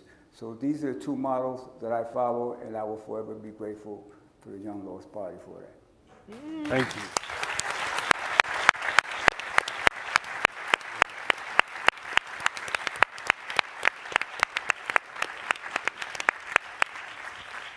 So we've been talking a lot about organizing, building relationships, people coming together, sharing stories, sharing knowledge, developing themselves collectively. One of the things that happens in the wake of the radical prison movement in the latter part of the 70s is that the state develops new ways of preventing those kinds of things from happening. And one of those technologies is an old technology. It's solitary confinement. but it gets refurbished, it gets intensified. They start to use it in new ways to really try to break radical organizing, to try to break people who rebel. So I wanted to come back to Masai and talk to you about your second bid, which you did in New Jersey beginning in 1975. And if you could tell us something about the Management Control Unit, right, which was first established in Trenton State Prison in 1975 while you were there. The first target of the Management Control Unit is Sundiata Acoli, who was a former political prisoner who's now out, a member of the Panther 21, a member of the Black Liberation Army, a co-defendant with Assata Shakur. He was the first target of the Management Control Unit. Masai was incarcerated in the Management Control Unit shortly thereafter, and then prison systems around the country and to some extent around the world started to, utilize the same kind of technologies. So if you can tell me tell us about that project and what were they saying, who ended up in there, and how did you, as Laura instructs us to do, how did you continue to resist even within these kinds of spaces? Well, it was designed for political prisoners and prisoners of war. Sundiata, I know him very personally. He's locked about one cell from me. Very good comrade. It was not designed for people who didn't have a formal education. Most of the people that was placed in MCU, what they call Management Control Unit, had a college education. Sundiata had a college education.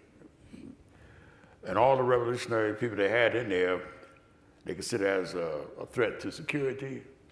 You didn't have to violate any rules or regulations in the institution. Just the fact that you came there with a background that is revolutionary. When I first came there, I was placed in the law library. I was good with law because I learned a lot in the New York prison. And they made me a clerk. And my job was to teach people how to research cases, shepherdize them, and so forth. For some particular reason, there was two individuals that worked in there that was informers, and they worked for the state. And they set me up and said I was advocating revolution. I don't do that in law library, I speak law. If you want to talk about revolution, African history, culture, we do that in the yard. That's how I used to work. But anyway, to make a long story short, they had 10 police officers came to my after I was suspended from the law library on the hunch of a rumor that I was posing a threat. And they told me I had a lawyer visit. And I knew that was a lie because they came to me about 4 o'clock at night. I'm gonna get a lawyer's visit around that time. So I knew it was a setup. And they handcuffed me, took me to MCU. And I locked about 2 cells from Sundiata Acoli. And we greeted each other, the power sign. And everybody else up there knew something about me. We greet each other proud. But like I said, it was designed to control any political prisoners and prisoners of war. And not only them, people who was educated in the general population was jailhouse lawyers, as we would call them back then. They would take them out of the population. There's a handbook, correctional handbook, and I read it long before I went up there.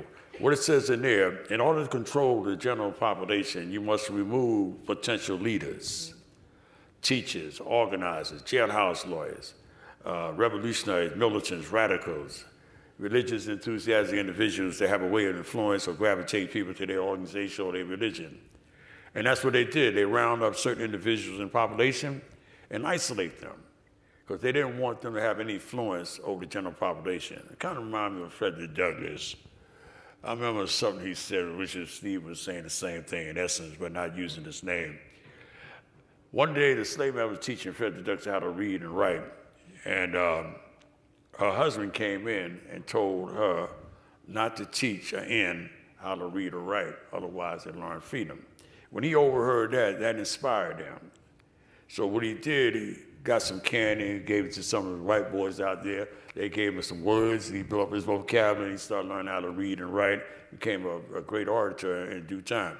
The same thing happened in the general population. They didn't want you to be around people who was intelligent, people who make you think for yourself. But they turned it around and make it seem like you're a threat to security. And therefore, they don't want you in the population, so they put you in MCU. So MCU was designed to control the general population by taking out the leaders, taking out the educated people, taking out the jailhouse lawyers, and anybody else that was revolutionary inclined, they put them up there. But they had to have a college education. Only one exception, they had another individual named Deruba. He was a young brother. Not Deruba Ben Wahab. No, not Ben Wahab. This is another Deruba. He was young. He was a porter. They allowed him to work in MCU. So he'd been around all these revolutionaries and listened to what they had to say. And we shared knowledge with him. He built up his vocabulary. He built up his world outlook. He became revolutionary. And then, prior to my coming there, they set some other individual up because one of the revolutionaries got killed in MCU. They tried to say he wanted to escape.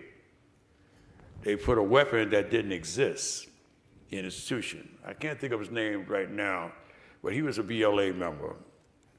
And I wasn't up there then when that happened. But the sergeant came there, and they went in the back and shot him in his head and killed him. Suyali got shot too. They were trying to kill him. They wanted to take him off account because he was a revolutionary. And he had a great influence over a lot of people in the institution, just like Martin Luther King. Not Martin Luther King, but Martin Sostre. He had influence of people in New York. And him and quite a few other people. And they didn't want that type of influence. So that's why they had the MCU, is control the individuals.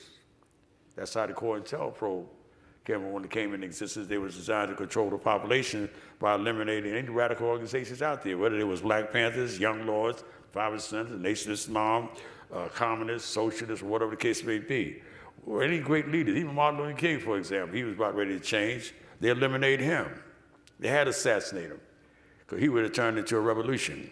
In a way, he was a revolutionary. A lot of people don't know it because he saw the handwriting on the wall. And he was about ready to make that turn. All right? Before he could make that turn, they eliminate him. They assassinate him. So any great leaders in prison, outside of prison, like Patricia Lumumba, Kwame Nkrumah, any Che Guevara, they eliminate you when you speak the truth. So I wonder, I know you've studied various ideologies, and so we'll stay on this for a minute or two, but you know, what you're talking about in terms of how the state targets leaders specifically would seem to suggest that maybe an anarchistic strategy would be a way to evade that kind of repression. Martin Sostre obviously adopted anarchism. I know that you've studied anarchism. I wonder if you have anything you want to say about that political ideology and how it may or may not help deal with this kind of repression that you're describing. Yeah, it's all related. Everything is related if we understand it correctly. What happens in prison happens in society. Prison reflects society, society reflects prison. As Malcolm once said, he said, don't be surprised I did time in prison. You know, it's not a disgrace if you did time in prison. It's only a disgrace if you maintain being a criminal, you know. But he put it in different words, of course. But the same thing applies to society as far as divide and conquer. In prison, because they're doing the same thing. He once said that America means prison. We're all in prison, whether you realize it or not. There's two things I remember a long time ago from a revolutionary perspective in prison. You got minimum privileges, and you got maximum privileges. Minimum privileges are limited to prisoners. Maximum privileges are limited to society. Even though it's not predicated upon the principles of freedom in a literal sense, if we understand the word freedom, right? They don't want you to have freedom of thought, freedom of expression. I remember studying the course of critical thinking, and I remember Mao Zedong once said too, criticism has two different levels, and they're very constructive for improving mistakes. You criticize yourself for other errors that you make in order to improve yourself. The same thing in general, when a group of people come together, they criticize each other in a very positive and productive way so they can correct their mistakes and errors. The same thing in prison. They don't want you to practice that type of principle of disciplining yourself, correcting your errors, mistakes, so you become decriminalized. I just want to add these three things here. I've told you about it a long time ago. The correctional handbook I was telling you about a while ago, they have 3 adjustments for prisoners. If you can, I'm gonna cut you off in about 1 minute. So. Yeah, I was gonna say 1 minute. Yeah, okay. Very brief. I'm gonna say this very brief. There's three approaches of adjustment. One is jailing. The person who jails not thinking about freedom. He just lives in prison as a way of life. He hustles, he make homemade wine, he does all kind of crazy stuff that he's not concerned about bettering himself. The second one is doing time. He's slick, shrewd, clever. He's trying to get out of prison, right? He means he feels necessary. So he get education, he get a paraprofessional job and all that. And we go to pro board, he make himself seem like he's a good person. He changed his life, but he's still got a criminal mentality. The gleaner is like Martin Sostre, Malcolm X, George Jackson, Elder Cleveland, or anybody that transformed themselves into a revolutionary, regardless of what organization you cling to. He is considered as, he or she is considered as a gleaner. Those are the righteous revolutionaries in prison. The same thing in society. You have those same type of personalities. So I'm gonna leave it like that because you got some other questions to ask. Thank you so much. You're welcome. So we've got about 10 minutes left, so I'm gonna ask a general question that I'd love for both of you to talk about, because you started to talk about release aging people in prison, and I wanted to give you an opportunity to talk about that a little bit more, to tell us about what the organization is, and to situate it within this longer trajectory of struggles over human rights, over liberation, and talk about how you're navigating within, and you started to talk about this a little, navigating within the confines of the legal system, using reformist language strategically, but trying to maneuver in different ways to make some real radical progress. So, Sister Laura, if you would. Just one thing about solitary also is remember that the government tried to, they turned Marion into a control unit, and then they opened Florence. And if you don't know those names, just Google them. That's the history of how control units are being used. And then against Muslim prisoners, and especially people from other countries outside the United States. And Daniel McGowan's here, he could talk about this. You weren't allowed to speak your own language you weren't allowed to have a phone call without an interpreter being there so they could write on you. So there's a lot of layers of it. And for women, there was the Lexington Control Unit that was going to be for women political prisoners. It was such a horror show that people were able to get a suit against it and get the Episcopal Church to come in through the Puerto Rican Revolutionary Movement, and a lot of stuff to close it down. And then we got sent, they opened up something in Mariana where I was, and Susan was, and Marilyn Buck, and Sylvia Beraldini. And the reason I'm saying it is that a lot of times when people talk about solitary or about control units, they define it by the rules there, like you're locked down for 23 hours a day, things like that. And we said you have to look at the purpose of it, because we were in a control unit where we were locked down, but we were locked down all together. We used to joke that it was like Ship of Fools, you could never go anywhere. But so we always have to look at what's the purpose, and the purpose, like you were saying about the CMUs, is to control political thought, to control the prison by removing people, and also in the case of women, is to drive people, to take people who have either a mental illness issue or an emotional issue and push them to get worse. And we saw that when I was in the hole. I saw women being driven to try to commit suicide. Okay, so wait, I'm supposed to talk about rap.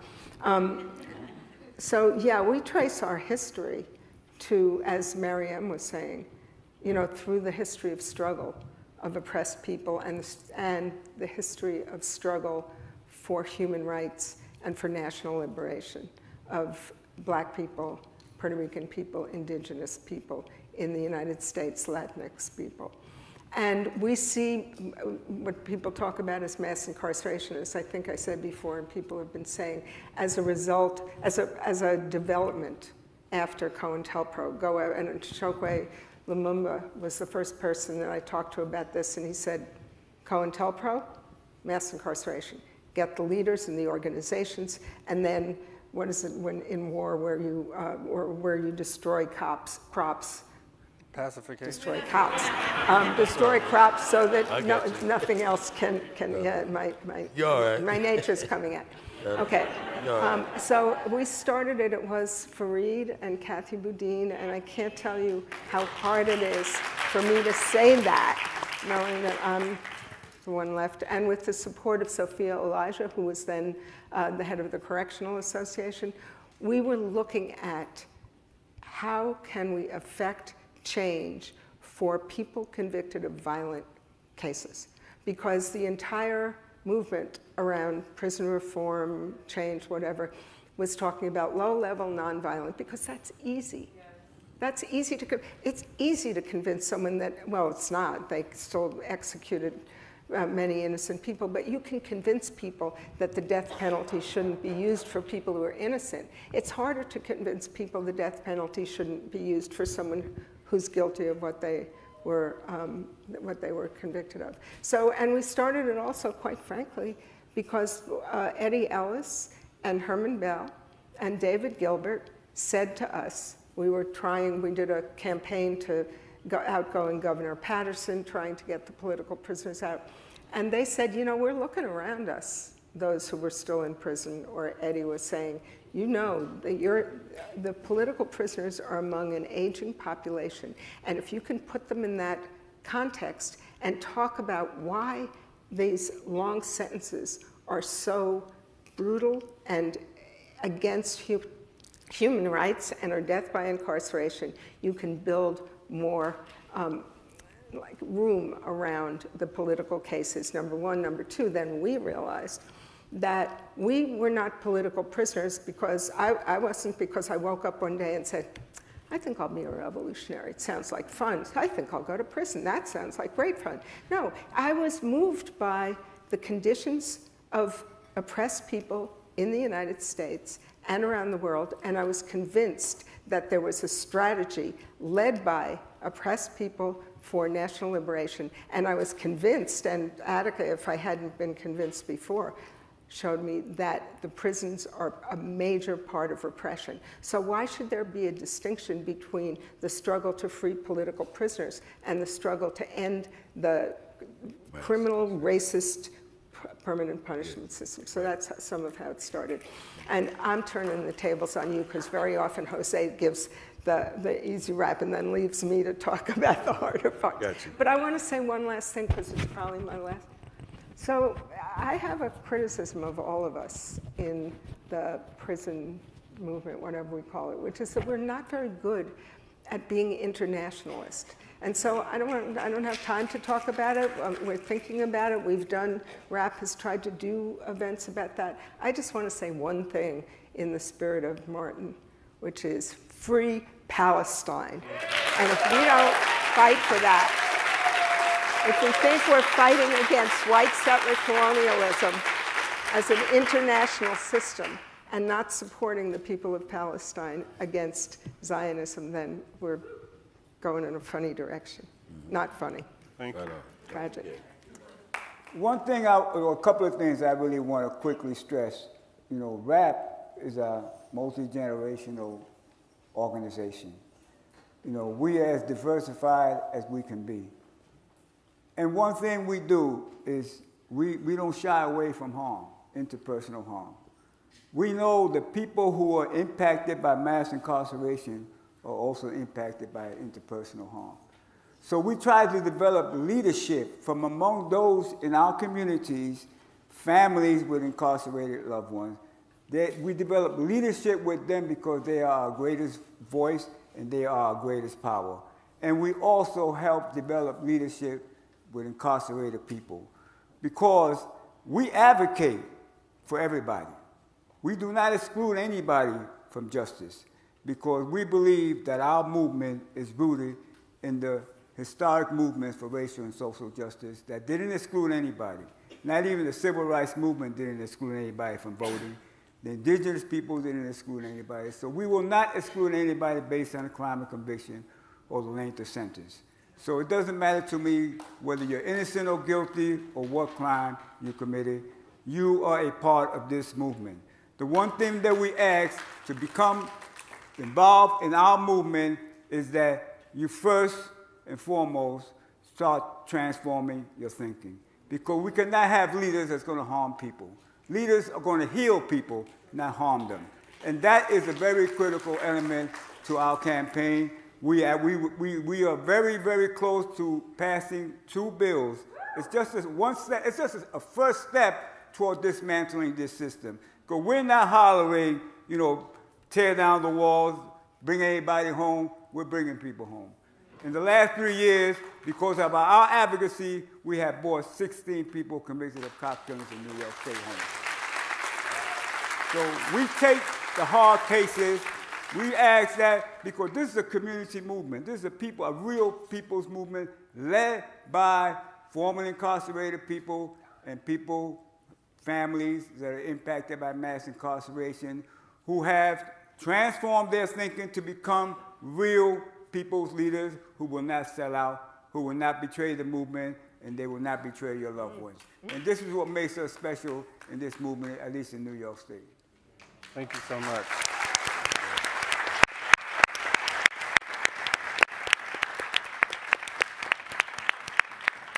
So I can't think of a better way to end this conversation, and of course this is still a beginning, and so I invite all of you to come up to our panelists and start conversations and start to conspire and figure out how you can get involved. Let me just please ask you all to share your gratitude for Baba Masai, Attila Kamati Mukmuk, Laura Whitehorn, and Jose Hamza Saldana. Thank you so much.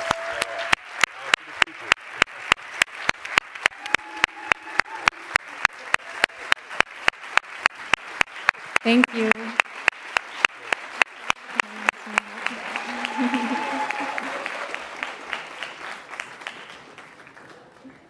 Thank you all so much. Sorry. No. Oh, Should we exit? Oh, no, you all can stay. I just wanted to say thank you again to our amazing panelists, and thank you all for coming tonight. It's really lovely to see you all here. See some of you yesterday. I'm Sarah. I'm from the NYPL Jail and Prison Services team, and I